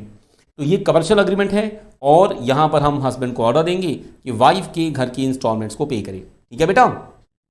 ओके चलिए, नैना जी कहती है वेरी नाइस केस। चलिए सो नाइस। आओ एक छोटा सा केस पूछता हूं, बेबी केस, बिल्कुल छोटे बच्चों वाला केस, छोटा सा बच्चा केस पूछता हूं, जल्दी से आंसर दो। अब आपके 100% आंसर सही आने चाहिए, आपके 100% आंसर बेटा मुझे ठीक मिलने चाहिए। इसके बाद हस्बैंड और वाइफ दोनों जॉब करते हैं, नया केस है बेटा। हस्बैंड और वाइफ दोनों जॉब करते हैं, उनका एक छोटा सा बच्चा है। हस्बैंड और वाइफ ने सोचा कि दोनों में से कोई ना कोई एक इस बच्चे के पास हमेशा रहे। तो कहा वाइफ को कहा भी तुम डे शिफ्ट में काम करो, रात को इस बच्चे के पास रहो। हस्बैंड नाइट शिफ्ट में काम करेगा, दिन में उस बच्चे के पास रहेगा। उस बच्चे की देखभाल के लिए एक ना एक बंदा जरूर रहे। हस्बैंड नाइट शिफ्ट में काम करे, वाइफ डे शिफ्ट में काम करे, तो हस्बैंड वाइफ का अग्रीमेंट हो गया, और वो उस बच्चे की देखभाल ऐसे करेंगे। बताओ बेटा पर्सनल अग्रीमेंट है कमर्शियल अग्रीमेंट है? वाइफ डे शिफ्ट में नौकरी करेगी, जॉब करेगी, हस्बैंड नाइट शिफ्ट में जॉब करेगा, दोनों में से कोई ना कोई एक बच्चे के पास हमेशा रहेगा, अपने घर को चला रहे हैं ऐसे। बताओ पर्सनल अग्रीमेंट है, कमर्शियल अग्रीमेंट है, बताओ। देखो कितना समझदार हो गए आप, बताओ जल्दी से बताओ। अजय जी ने कहा जी please also reply the app chat. हाँ जी अजय जी बिल्कुल चिंता ना करें सर। ऐप में हमारे पास अभी आयुषी जी का मैसेज आया था, बिल्कुल ऐप वाले मैसेज बिल्कुल साथ साथ लेकर चलेंगे सर। और अजय सर कैसे हो आप? हम तो बड़ा मिस कर रहे हैं आपको सर। कैसे हो आप सर, जल्दी से बताओ। हाँ जी, इस्लामुद्दीन जी ने कहा पर्सनल अग्रीमेंट है, राहुल जी ने कहा पर्सनल अग्रीमेंट है, नैना जी ने कहा पर्सनल अग्रीमेंट है, आराधना ने कहा पर्सनल अग्रीमेंट है, विकास ने कहा पर्सनल अग्रीमेंट है। ओए होए, आयुषी ने कहा हमारे ऐप में आयुषी और छवि के आंसर है, दोनों कहती हैं पर्सनल अग्रीमेंट है। बहुत बढ़िया। पिंकी ने कहा जी पर्सनल अग्रीमेंट है। देखो कितना समझदार हो गए आप सब। सुबह 10:30 भी नहीं बजे बेटा, कितना समझदार हो गए आप। 100% आंसर आपके ठीक आ गए। देखा, तो जब आप हमारी इस ऐप पे CA के मेहता क्लास में ऐप में पढ़ेंगे तो कितना फायदे की बात कि सुबह सुबह समझदार हो जाते हैं। सारा दिन समझदारी से पढ़ेंगे, अब जल्दी जल्दी CA फाउंडेशन पास करेंगे, फटाफट CA बन के क्वालिफाई करके बाहर आएंगे। नाम से पहले CA लगने वाला है। अजय सर, अच्छा लेक्चर में हूँ आप। अरे sir, so nice of you, thank you. तो भाई आपके सबके नाम से पहले CA लगने वाला है, जल्दी से तैयारी कर लो, नेम प्लेट बनवा लो। अगर ऐसे ही सभी केसेस के ठीक ठीक आंसर हो गए तो पक्का नाम के साथ CA लग जाएगा, है ना बेटा। चलिए, थैंक यू बेटा। पिंकी जी, अच्छा जी, Ajay ji, okay okay okay. अरे so nice of you sir. Ajay sir thank you, thanks lot sir. अच्छा, ओके, चलिए थैंक यू सर। तो बेटा ये 2 केस स्टडी हैं और ध्यान से समझो। आपने सीखा Indian contract act commercial contracts पर अप्लाई करता है, पर्सनल पर नहीं करता। कमर्शियल कॉन्ट्रैक्ट जब भी पेपर में पूछा जाए ना, आप बेल्फर वर्सेस बेल्फर केस और मेरिट वर्सेस मेरिट केस दोनों को बताना। बेल्फर वर्सेस बेल्फर केस में अग्रीमेंट पर्सनल था क्योंकि घर को चलाने का था। मेरिट वर्सेस मेरिट केस में अग्रीमेंट कमर्शियल है क्योंकि घर को तोड़ने का था। ठीक है बेटा। हमारी ऐप में मेरे पास आप बच्चों के मैसेज सबसे ज़्यादा आ रहे हैं, छवि और आयुषी के बेटा। और हमारे पास मैसेज है, पिंकी ने कहा जी अभी नहीं लगा है सर CA नाम के साथ। आप बस अच्छे से पढ़ते रहो, नाम के साथ CA लगने वाला है, बिल्कुल चिंता नहीं करनी बेटा। आओ अब आप सामने स्क्रीन पर और ध्यान से देखो, और मुझे पूरी उम्मीद है कि आपने इस कॉन्सेप्ट को बहुत अच्छा समझ लिया। आप मेरे साथ एक फ्लो चार्ट को देखिए और ये फ्लो चार्ट और अच्छा आपकी समझ में आएगा। आप सभी ध्यान दीजिए, मैं आपको बताने जा रहा हूं। क्या बताने जा रहा हूं? मैं आपको एक बहुत इंपॉर्टेंट कॉन्सेप्ट बताने जा रहा हूं कि इंडियन कॉन्ट्रैक्ट एक्ट में कॉन्ट्रैक्ट वर्ड का मीनिंग क्या होता है। इंडियन कॉन्ट्रैक्ट एक्ट में कॉन्ट्रैक्ट वर्ड का मीनिंग क्या होता है, इसे देखिए। इसे समझने के लिए एक फ्लो चार्ट आपके सामने आने वाला है, जिसमें सबसे पहले ये 5 वर्ड्स, 5 कॉन्सेप्ट आपके सामने हैं। दोबारा से देखो, ये 5 कॉन्सेप्ट आपके सामने हैं। एंड आपने सभी ने एक चीज़ ये भी देखनी है, क्या देखनी है, ये 3 वर्ड्स जो उनके सामने लिखे हैं। तो मेरे पास ये 5 कॉन्सेप्ट हैं जो सबसे पहले हैं। 5 कॉन्सेप्ट आपने सबसे पहले देखे, 3 कॉन्सेप्ट आपने इसके बाद सामने देखे। तो अब आप मेरे साथ इन कॉन्सेप्ट्स को ध्यान से देखिए और ये टोटल कॉन्सेप्ट जो हैं ये इनको डिफाइन करने का काम करेंगे। ठीक है बेटा। नूर खान जी, हेलो नूर, कैसे हो बेटा आप? बिल्कुल बढ़िया। चलिए बढ़िया, हम लोग शुरू करते हैं काम आगे। देखो, सबसे ऊपर टॉप पर जो वर्ड है वो है कॉन्ट्रैक्ट, उसके नीचे जो शब्द है वो है अग्रीमेंट। धीरे धीरे के स्टेप नीचे उतरिए, सीढ़ी से नीचे उतरिए। कॉन्ट्रैक्ट, मेरे साथ साथ बोलिए, अपने घर पे बैठे बैठे बोलिए। Contract, agreement, promise, proposal, offer. और सामने की 3 वर्ड देखिए, enforceable by law, forming consideration which has been accepted. तो मैं आप सभी को ये चीज बताता हूं, केयरफुली समझ के देखिए जो मैं आपको बताने जा रहा हूं। देखो बेटा, इंडियन कॉन्ट्रैक्ट एक्ट में कॉन्ट्रैक्ट को डिफाइन कैसे किया जाता है। तो सबसे पहली बात सुनिए, कॉन्ट्रैक्ट के साथ सुनिए। कॉन्ट्रैक्ट क्या होता है? आपसे पूछते हैं कॉन्ट्रैक्ट क्या होता है, तो नीचे उतरना, एक सीढ़ी नीचे उतरो, एरो के साथ साथ देखो। Contract is an agreement. बोलो, कॉन्ट्रैक्ट इज एन अग्रीमेंट। सामने जाओ, अब सामने जाओ। Enforceable by law. कॉन्ट्रैक्ट क्या होता है? कॉन्ट्रैक्ट एक अग्रीमेंट होता है। कौन सा अग्रीमेंट? जो लॉ से एनफोर्सेबल है। तो कॉन्ट्रैक्ट के 2 एलिमेंट होते हैं, एक एलिमेंट होता है अग्रीमेंट, एक होता है एनफोर्सेबिलिटी बाय लॉ। तो कॉन्ट्रैक्ट के 2 एलिमेंट, एक होता है अग्रीमेंट, एक होता है एनफोर्सेबिलिटी बाय लॉ। कॉन्ट्रैक्ट क्या होते हैं? वो अग्रीमेंट होते हैं जिन्हें लॉ से पूरा कराया जा सकता है। अब अग्रीमेंट को लॉ से पूरा कब कराया जा सकता है? तो अग्रीमेंट को लॉ से पूरा कराया जा सकता है जब उसके अंदर कुछ कंडीशंस पूरी हो जाती हैं। ये मैं आपको अलग से एक चैप्टर के अंदर पढ़ाऊंगा कि अग्रीमेंट बनाने वाले मेजर हों, माइनर बच्चे ना हों, साउंड हो, दिमाग ठीक हो, पागल ना हो गए हों।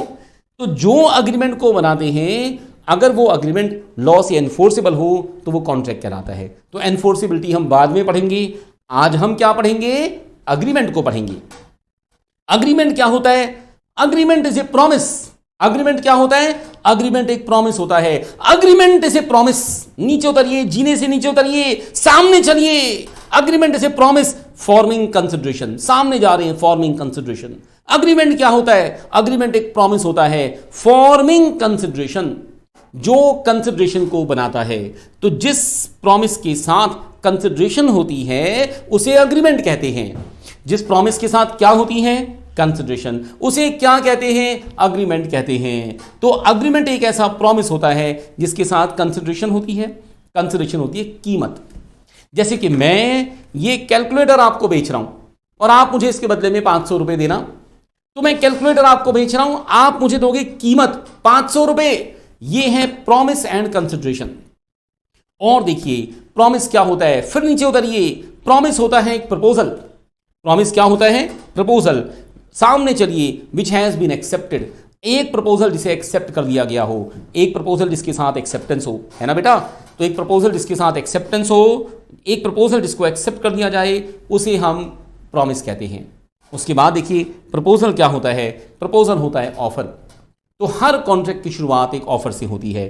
कॉन्ट्रैक्ट को बनाने का सबसे पहला स्टेप होता है ऑफर, और ऑफर के बाद एक एक स्टेप बढ़ने शुरू हो जाते हैं। मैं आपको इस फ्लो चार्ट को 1 मिनट के बाद फिर से बताऊंगा। अब कि मैं इस फ्लो चार्ट को अपवर्ड डायरेक्शन में बताऊंगा, ऊपर की तरफ बढ़ते हुए बताऊंगा। पिंकी जी ने पूछा है जी क्या आज कॉन्ट्रैक्ट एक्ट का फुल रिवीजन होगा? नहीं बेटा जी, आज कॉन्ट्रैक्ट एक्ट की 2021 के होने वाले एग्जाम्स की फर्स्ट क्लास है। पिंकी जी, आज कॉन्ट्रैक्ट एक्ट के 2021 के होने वाले एग्जाम की फर्स्ट क्लास है बेटा। आज इसका फुल रिवीजन नहीं है, आज इसकी पहली क्लास है। ये इस बैच की शुरुआत है।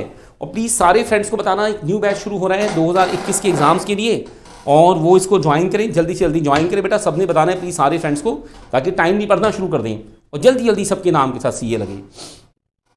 तो आइए सामने स्क्रीन पर डायग्राम को नीचे से ऊपर की तरफ देखें। सबसे पहले देखिए, एक कॉन्ट्रैक्ट की शुरुआत किस चीज़ से होती है? ऑफर से होती है। किससे होती है? ऑफर से। तो हर कॉन्ट्रैक्ट में एक ऑफर होता है। ऑफर कैसा होता है? मैं आपको एग्जांपल देके बताता हूं कि मेरे पास ये एक पेन है, मान लीजिए मैं आपको एक पेन बेचना चाहता हूं। तो मैं ऑफर कैसे देता हूं? मैं कहता हूं कि ये पेन मैं 50 रुपीज़ का, 50 रुपये का आपको बेचना चाहता हूं। क्या आप इसे खरीदोगे? देखो, इट इज़ एन ऑफर। ये ऑफर है। ऑफर क्या है?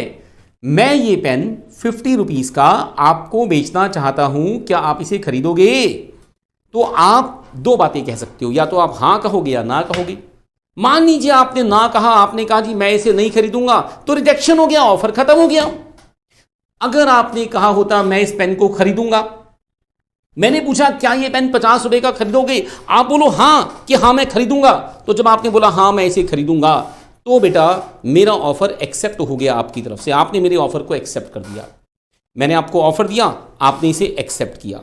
तो मैंने ऑफर दिया, इस ऑफर को प्रपोजल भी कहते हैं। आपने इसे एक्सेप्ट किया, इसे एक्सेप्टेंस कहते हैं। तो मेरा ऑफर जो मैंने आपको दिया वो प्रपोजल था, आपने उसे एक्सेप्ट कर लिया, तो मेरी तरफ से प्रॉमिस हो गया। मेरी तरफ से क्या हो गया? प्रॉमिस हो गया कि मैं आपको पेन दूंगा, है ना बेटा। और बताओ बेटा इसके बारे में, और पूछो बेटा।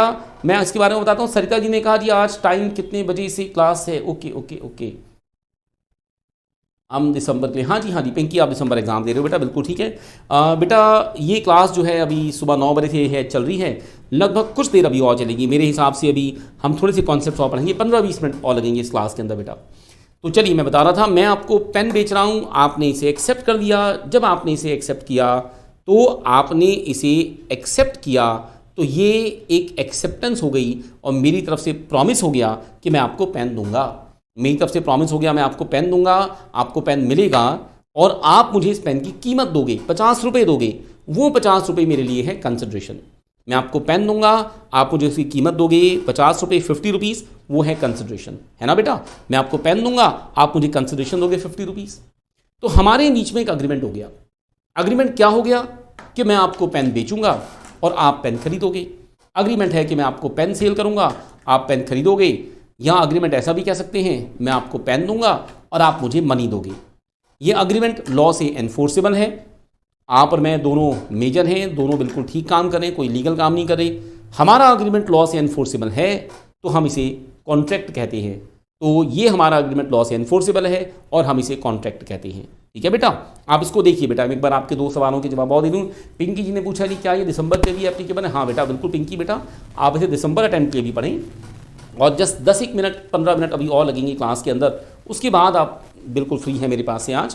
तो लेकिन इस क्लास को दिसंबर के लिए भी पढ़ लीजिए क्योंकि कॉन्सेप्ट सेम है जो जून दिसंबर दोनों में आना है। ये इंडियन कॉन्ट्रैक्ट एक्ट की फंडामेंटल क्लास है और इसे पढ़ने से इंडियन कॉन्ट्रैक्ट एक्ट को याद करना बहुत ही आसान हो जाएगा। ठीक है बेटा, आप जो बच्चे बेटा हमारे ऐप पर हैं प्लीज़ आप सभी मुझे बताइए क्या कॉन्ट्रैक्ट को बनाने के स्टेप समझ में आए, और यूट्यूब पर भी बेटा आप सब बच्चे मुझे बताइए तो क्या कॉन्ट्रैक्ट को बनाने के स्टेप समझ में आए बेटा।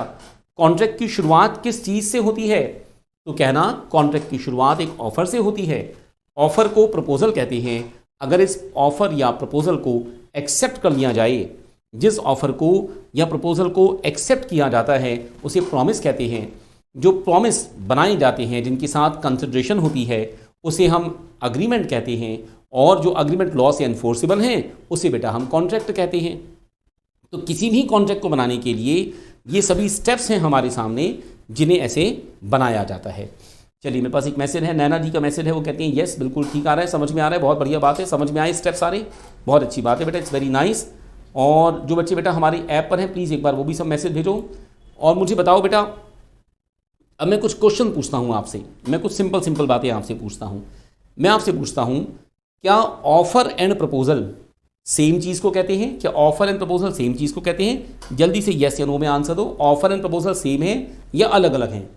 पिंकी ने पूछा जी एक बार दिसंबर के स्टूडेंट के लिए लॉ एंड बीसीआर का फुल रिवीजन। हाँ जी बिल्कुल ठीक पिंकी बेटा जी, दिसंबर के लिए हम लॉ एंड बीसीआर का फुल रिवीजन की क्लास अभी अनाउंस करा देंगे, बिल्कुल चिंता नहीं बेटा।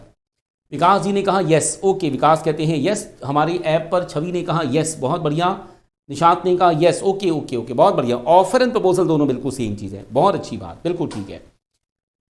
इस फ्लो चार्ट को देखे बिना, ओके नैना ने कहा नो, नहीं नैना बिल्कुल सेम बात है बेटा। आराधना ने कहा जी बिल्कुल सही, यस बिल्कुल सही। आयुषी ने कहा नो, आयुषी ने ऐप पर आंसर दिया है नो, ओके बेटा ध्यान दो ऑफर एंड प्रपोजल दोनों बिल्कुल सेम है, ऑफर एंड प्रपोजल बिल्कुल सेम है। राहुल ने कहा यस, ओके।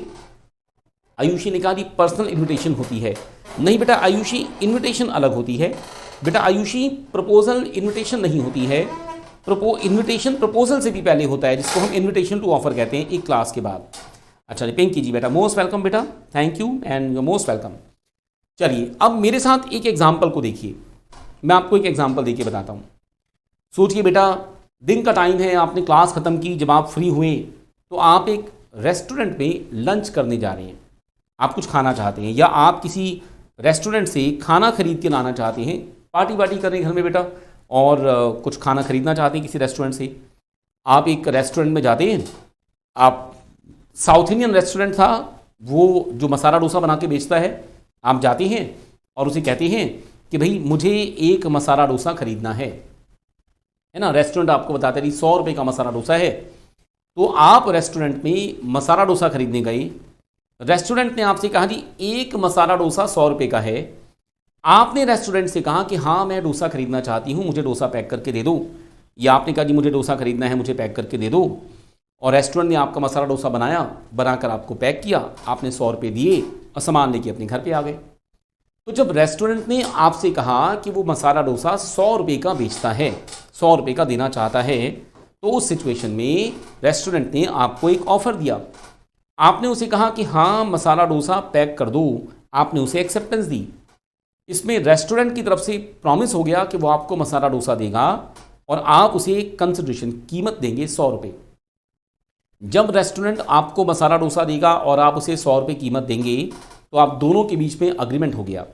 ये अग्रीमेंट लॉ से एनफोर्सेबल है, इसे लॉ से फुलफिल कराया जा सकता है। क्योंकि इस अग्रीमेंट को लॉ से फुलफिल कराया जा सकता है, इसे कॉन्ट्रैक्ट कहते हैं बेटा। ये सब कमर्शियल कॉन्ट्रैक्ट हैं।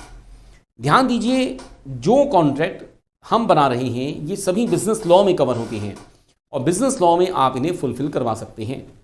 इन कॉन्ट्रैक्ट्स का सबसे बड़ा फीचर है कि जब इंडियन कॉन्ट्रैक्ट एक्ट को बनाया गया था, मेरे पास कुछ देर पहले हमारी ऐप पर, मैं आपको बात बताता हूँ, हमारी ऐप पर आयुषी ने मुझे एक लाइन लिखकर भेजी थी कि जो पर्सनल कॉन्ट्रैक्ट हैं, एक कॉन्ट्रैक्ट के बारे में मैरिड वर्सेस मैरिड केस में आयुषी ने कहा था कि सर वो अग्रीमेंट पर्सनल इससे था क्योंकि उसके अंदर रिटर्न अग्रीमेंट नहीं था।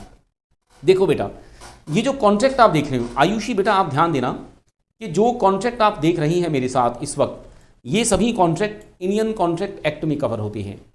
ये बेटा कॉन्ट्रैक्ट ओरल भी हो सकते हैं, ये कॉन्ट्रैक्ट राइटिंग में भी हो सकते हैं। अगर इंडियन कॉन्ट्रैक्ट एक्ट में आप एक कॉन्ट्रैक्ट बनाते हैं तो वो चाहे ओरल हो, वो चाहे रिटर्न हो, ध्यान दीजिए वो दोनों केस में वैलिड है। सिर्फ एक पॉइंट है कि जो रिटर्न कॉन्ट्रैक्ट होते हैं उन्हें प्रूव करना ज़्यादा आसान होता है। बेटा रिटर्न कॉन्ट्रैक्ट्स को प्रूव करना ज़्यादा आसान होता है, ओरल कॉन्ट्रैक्ट को प्रूव करना ज़्यादा मुश्किल होता है। मैं एक सवाल आपसे पूछता हूँ बेटा, आप अपने घर का सामान खरीद के लाते हैं, छोटा छोटा सामान घर का, सोप, शैम्पू, टूथपेस्ट, स्टेशनरी खरीदते हैं, किताबें, रजिस्टर खरीदते हैं। देखिए सारे ओरल अग्रीमेंट हैं आपके, लेकिन हैं सारे के सारे कमर्शियल अग्रीमेंट। आप एक बात बताओ कि अगर एक अग्रीमेंट ओरल है तो उसे कैसे प्रूव किया जाएगा कोर्ट में? आपने किसी के साथ सामान खरीदा, कमर्शियल कॉन्ट्रैक्ट बनाया, ओरल अग्रीमेंट बनाया, उसे किस तरह से फुलफिल करोगे आप, कैसे पूरा करोगे, मुझे बताओ बेटा। मैं तब तक आपके मैसेज एक बार सारे चेक करता हूँ। दक्ष ने कहा दक्ष नमस्ते बेटा कैसे हैं। पिंकी ने कहा जी सर एग्ज़ाम में क्या क्या लेके जाना है। ओके ओके नो प्रॉब्लम बेटा, आप बिल्कुल चिंता ना करें, मैं आपके एग्ज़ाम्स के लिए आज शाम को एक छोटा सा वीडियो बनाकर आपके लिए अपलोड करा दूंगा, बिल्कुल चिंता ना करें। पिंकी बेटा आपके एग्ज़ाम में क्या क्या सामान लेकर जाना है, कैसे जाना है, क्योंकि कोविड-19 की गाइडलाइन भी एप्लीकेबल है, मैं आपको सब बताऊंगा, बिल्कुल चिंता ना करें। दक्ष कैसे हैं बेटा आप, हाउ आर यू बेटा दक्ष? तो मुझे बताइए बेटा कि अगर एक अग्रीमेंट ओरल है तो उसे किस तरह से प्रूव किया जाएगा, ओरल अग्रीमेंट को कैसे प्रूव किया जाएगा, आपने सबने मुझे बताना है। ओरल अग्रीमेंट को कैसे प्रूव किया जाएगा, बताओ बेटा। ओरल अग्रीमेंट को कैसे प्रूव किया जाएगा, ओरल अग्रीमेंट को प्रूव करने की क्या रेगुलेशंस, क्या रूल्स हमारे पास हों, मुझे बताओ बेटा। ओरल अग्रीमेंट को कैसे प्रूव किया जा सकता है, बताओ। दो पर्सन्स के बीच में अग्रीमेंट है, राइटिंग में नहीं है, ओरल है, तो हम इसे कैसे प्रूव करेंगे, बताओ बेटा। ओरल अग्रीमेंट को कैसे प्रूव करें, शाबाश बताओ। अगर दो पर्सन के बीच में अग्रीमेंट राइटिंग में नहीं है तो क्या होगा, कोर्ट में प्रूव करना बड़ा मुश्किल हो जाएगा बेटा। दक्ष ने कहा जी दक्ष जी आप अच्छे हैं, yes I am also fine Daksh बेटा, I am very fine, very nice बेटा, थैंक यू। बताओ ओरल अग्रीमेंट को कैसे प्रूव करेंगे बेटा। हमारी ऐप पर आयुषी और छवि के मैसेज सबसे ज़्यादा आ रहे हैं, आप भी बताओ बेटा। पिंकी बेटा मोस्ट वेलकम बेटा। आप जो बच्चे यूट्यूब पर हैं वो भी बताओ बेटा, हमारी ऐप में जल्दी से बताओ। ओके तो यस 2-3 आंसर आए, ठीक है मैं बताता हूँ। जब आप एज अ चार्टर्ड अकाउंटेंट किसी ओरल अग्रीमेंट को प्रूव करने जा रहे हैं तो ओरल अग्रीमेंट को प्रूव करने के लिए और रिटन अग्रीमेंट को प्रूव करने के लिए दोनों के लिए प्रूफ होते हैं, एविडेंस होते हैं। इसके लिए अलग से एक लॉ बनाया गया है जिसका नाम है इंडियन एविडेंस एक्ट। तो इंडियन एविडेंस एक्ट नाम का लॉ है जहां पर आप ये देखा करते हैं कि ओरल अग्रीमेंट को कैसे प्रूव किया जाए और रिटन अग्रीमेंट को कैसे प्रूव किया जाए। मैं आपको एक एग्जांपल देता हूं। अगर दो पर्सन्स के बीच में ओरल अग्रीमेंट है, एक पहले एक आंसर बता दूं। अकरम अली ने कहा है जी मस्ट बी कमिटेड। कमिटेड नहीं बेटा अकरम, शायद आप कहना चाहते हैं कम्युनिकेटेड बताना है। ओके ये बात ठीक है। देखो जब दो पर्सन्स के बीच में एक अग्रीमेंट है और ये ओरल अग्रीमेंट है और इसे कोर्ट में प्रूव करना हो तो आपके लिए सबसे पहला तरीका क्या होगा कि आपको कोर्ट में बताना पड़ेगा कि वो अग्रीमेंट बना था। अब इसमें एक एविडेंस क्या आ सकता है कि एक्स और वाई के बीच में अग्रीमेंट बन रहा है। हो सकता है अग्रीमेंट फ़ोन पे बना हो तो कोई टेलीफोन रिकॉर्डिंग हो सकती है, हम उससे इस अग्रीमेंट को प्रूव कर सकते हैं। दो पर्सन्स के बीच में अग्रीमेंट है, हो सकता है अग्रीमेंट आमने सामने बैठकर बना हो। जब अग्रीमेंट आमने सामने बैठकर बना हो तो किसी थर्ड पर्सन ने इस अग्रीमेंट के बारे में सुना हो। अगर थर्ड पर्सन ने अग्रीमेंट के बारे में सुना हो तो उस थर्ड पर्सन की गवाही हो सकती है, विटनेस हो सकती है। अगर अग्रीमेंट ओरल है तो इस तरह के एविडेंस होते हैं। अग्रीमेंट राइटिंग में है तो मैंने आपको लिखकर एक ऑफर दिया, आपने मुझे लिखकर एक्सेप्टेंस दी, तो उस सिचुएशन में क्या होगा बेटा, उस सिचुएशन में जो लिखकर मैंने आपको ऑफर दिया, चाहे लेटर भेजा, चाहे ईमेल भेजी या व्हाट्सएप मैसेज भेजा, वो ईमेल, वो व्हाट्सएप मैसेज या वो लेटर, वो एविडेंस होगा। रिटन एविडेंसेस में, रिटन अग्रीमेंट में एविडेंसेस ज़्यादा आसानी से मिलते हैं। ओरल अग्रीमेंट में एविडेंसेस मुश्किल से मिलते हैं। इंडियन कॉन्ट्रैक्ट एक्ट में दोनों अग्रीमेंट वैलिड हैं। इंडियन कॉन्ट्रैक्ट एक्ट में ओरल अग्रीमेंट भी वैलिड है, रिटन अग्रीमेंट भी वैलिड है, वैलिड दोनों हैं। लेकिन सिर्फ एक बात ध्यान दीजिए, जो ओरल अग्रीमेंट होते हैं उन्हें कोर्ट में प्रूव करना मुश्किल होता है, रिटन अग्रीमेंट्स को कोर्ट में प्रूव करना ज़्यादा आसान होता है।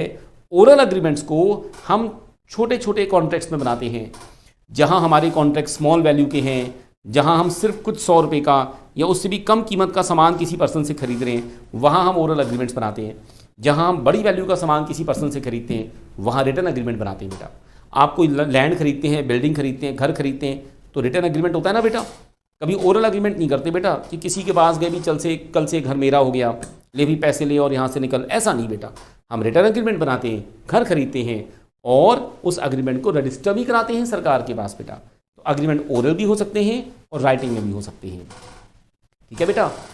अयान अंसारी, अयान ने कहा जी हेलो हेलो बेटा अयान, हाउ आर यू। नैना ने कहा कि सर अगर थर्ड पार्टी ने एक्सेप्ट ही नहीं किया तो ओरल अग्रीमेंट वैलिड कैसे होगा। देखो बेटा नैना बेटा, कोई भी अग्रीमेंट वैलिड तब होगा जब उसे एक्सेप्ट किया जाए। अगर किसी पर्सन ने अग्रीमेंट एक्सेप्ट ही नहीं किया तो अग्रीमेंट बना ही नहीं। और नैना एक और बात बेटा, अगर आपने कोई अग्रीमेंट ओरली बनाया भी है, आपने किसी के साथ अग्रीमेंट बनाया, आप कहते हो मैंने अग्रीमेंट बनाया और सामने वाला पर्सन कहता नहीं बनाया, कल को आप कोर्ट में केस करने पहुंच गए और आपके पास कोई एविडेंस ही नहीं है, अगर आपके पास कोई भी एविडेंस ना हो तो आप कभी भी उस अग्रीमेंट को प्रूव नहीं कर पाएंगे। तो ध्यान दीजिए, अगर आपके पास कोई भी अग्रीमेंट नहीं है, कोई भी एविडेंस नहीं है, तो आप उसे प्रूव नहीं कर पाएंगे। तो किसी भी अग्रीमेंट को प्रूव करने के लिए एविडेंस होना बड़ा ज़रूरी है। अगर आपके पास कोई भी एविडेंस नहीं है ना, तो आप अग्रीमेंट को प्रूव ही नहीं कर पाएंगे बेटा। अग्रीमेंट को प्रूव करने के लिए एविडेंस होना बड़ा ज़रूरी है, क्योंकि उसके बिना हम कोर्ट केस में कुछ भी नहीं कर पाएंगे। लेकिन एविडेंसेस के लिए अलग से लॉ है, इंडियन एविडेंस एक्ट। अगर आप सीए करने के बाद कभी एलएलबी करेंगे तब आप उसके लिए पढ़ेंगे। ऐसा सीए आपको इंडियन एविडेंस एक्ट नहीं पढ़ना, आपको फंडामेंटल कॉन्सेप्ट्स को सीखना होता है। राइट बेटा। तो चलिए मैं कुछ सिंपल बातें, कुछ आसान बातें एक बार फिर से आपको इस स्लाइड में से बता रहा हूं। अब कितना आसान लगेगी स्लाइड देखने के बाद। आपके पास देखिए क्वेश्चंस कैसे होंगे एग्जाम में। एक एक और दो नंबर वाले शॉर्ट क्वेश्चन हो सकते हैं। एक नंबर वाले क्वेश्चन का आंसर हम 2 से 3 लाइन में लिखा करते हैं, 2 नंबर वाले क्वेश्चन का आंसर 4-5 लाइन में लिखा करते हैं। शॉर्ट क्वेश्चन हो सकता है, जैसे पूछ सकते हैं कि एक प्रपोजल से प्रॉमिस कैसे बनता है। तो आपने कहना है प्रपोजल से प्रॉमिस तब बनेगा जब उसे एक्सेप्ट किया जाएगा, उसे एक्सेप्ट नहीं किया जाएगा तो नहीं बनेगा।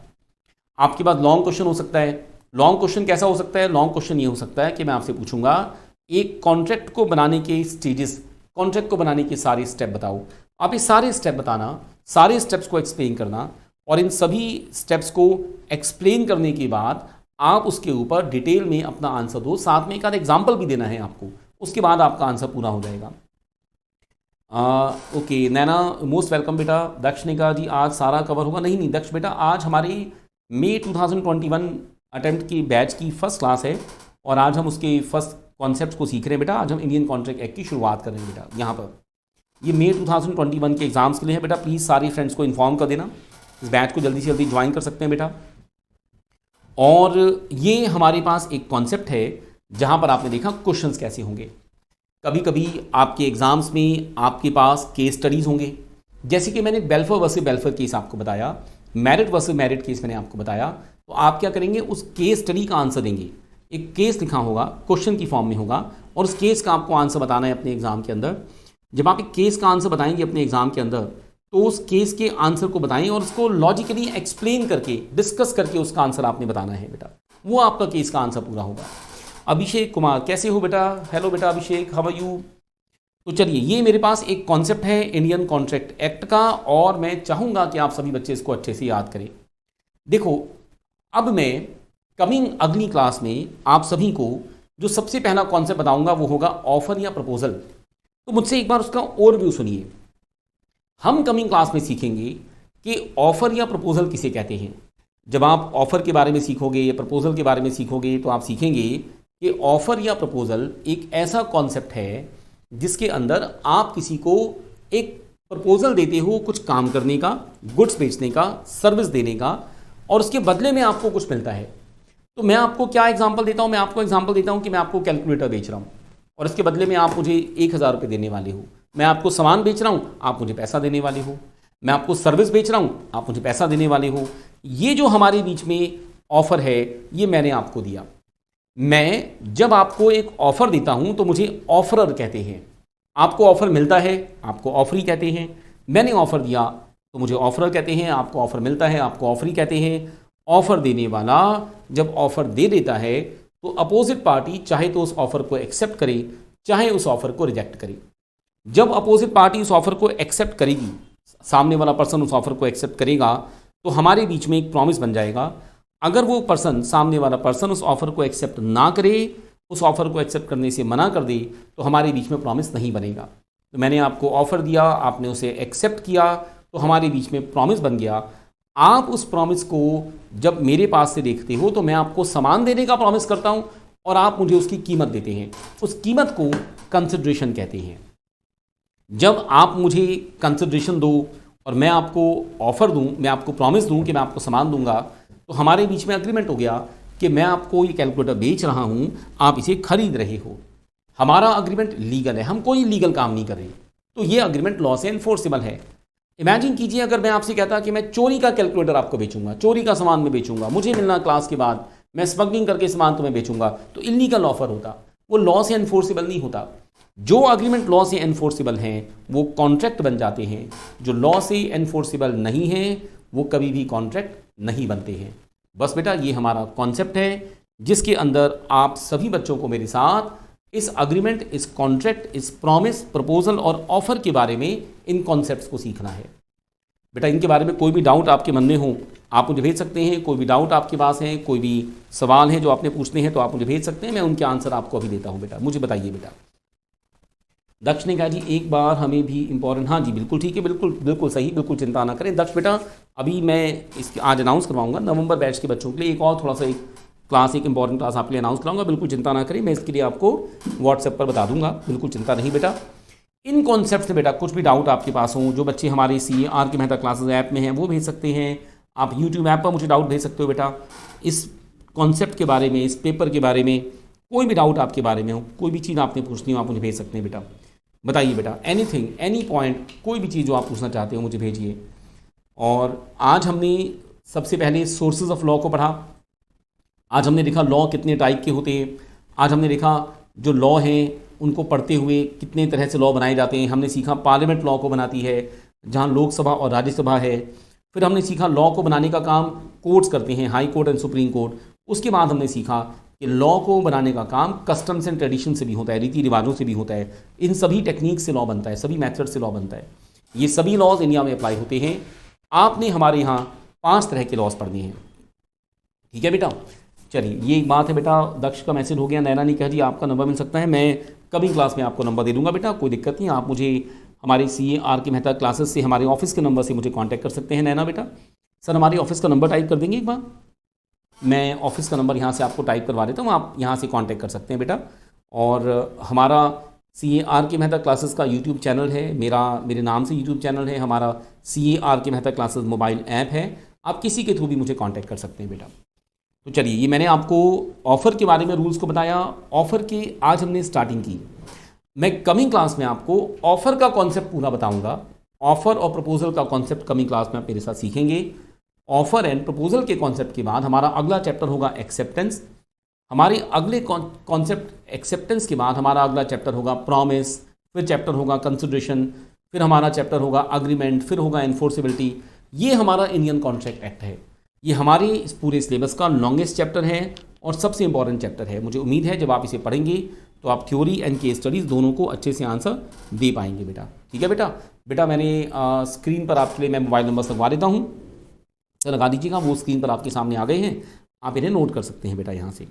चलिए बेटा एनीथिंग एल्स, कोई और पॉइंट, कोई और चीज़ आप पूछना चाहते हो बेटा मुझे पूछ सकते हैं। फिर आज की क्लास को यहाँ ओवर करेंगे एंड अच्छे से पढ़ते रहिए, कीप स्टडिंग, ध्यान रखिए अपनी हेल्थ का बहुत बहुत ध्यान रखिए और कोशिश कीजिए जितने कॉन्सेप्ट को पढ़ सकते हैं अच्छे से घर में बैठ के रिवाइज करते रहिए, ठीक है बेटा। तो बस मैं आज की क्लास हम यहाँ ओवर करते हैं। चलिए मेरे पास आपके सबके मैसेज आ गए हैं बहुत सारे। नैना जी का मैसेज है ओके चलिए fine, very nice and good day all of you बेटा। अच्छे से हेल्थ का ध्यान रखिए, कोशिश कीजिए सभी कॉन्सेप्ट्स को लिख कर रिवाइज करें और जब लिखते हैं तो हर पॉइंट की एक हेडिंग बनाए करें, इंपॉर्टेंट कॉन्सेप्ट्स को अंडरलाइन किया करें, और जब भी थ्योरी में किसी आंसर को लिखते हैं तो साथ साथ उस आंसर के ऊपर एग्जाम्पल्स भी दिया करें। थ्योरी में आंसर लिखा करें, साथ साथ एग्जाम्पल दिया करें, और एग्जाम्पल्स के साथ साथ जहाँ जहाँ पॉसिबल हो थ्योरी में फ्लो चार्ट्स बना सकते हैं। प्रेजेंटेशन को बेस्ट बनाइए, क्योंकि लॉ एक सब्जेक्टिव पेपर है और आपको बहुत अच्छे नंबर दिला सकता है। Okay fine, Naina thank you बेटा, बाय बेटा। Sarita ji bye. Ayan thank you बेटा, बाय। एंड आयुषी एंड छवि बेटा बाय बेटा, ये आप हमारे ऐप में हो इस वक्त। And good day all of you बेटा, अच्छे से काम कीजिए, कोशिश कीजिए सभी कॉन्सेप्ट्स को बढ़िया से लिखकर, थॉरली लिखकर अच्छे से रिवाइज करके काम करें। चलिए good day all of you बेटा, thank you all of you.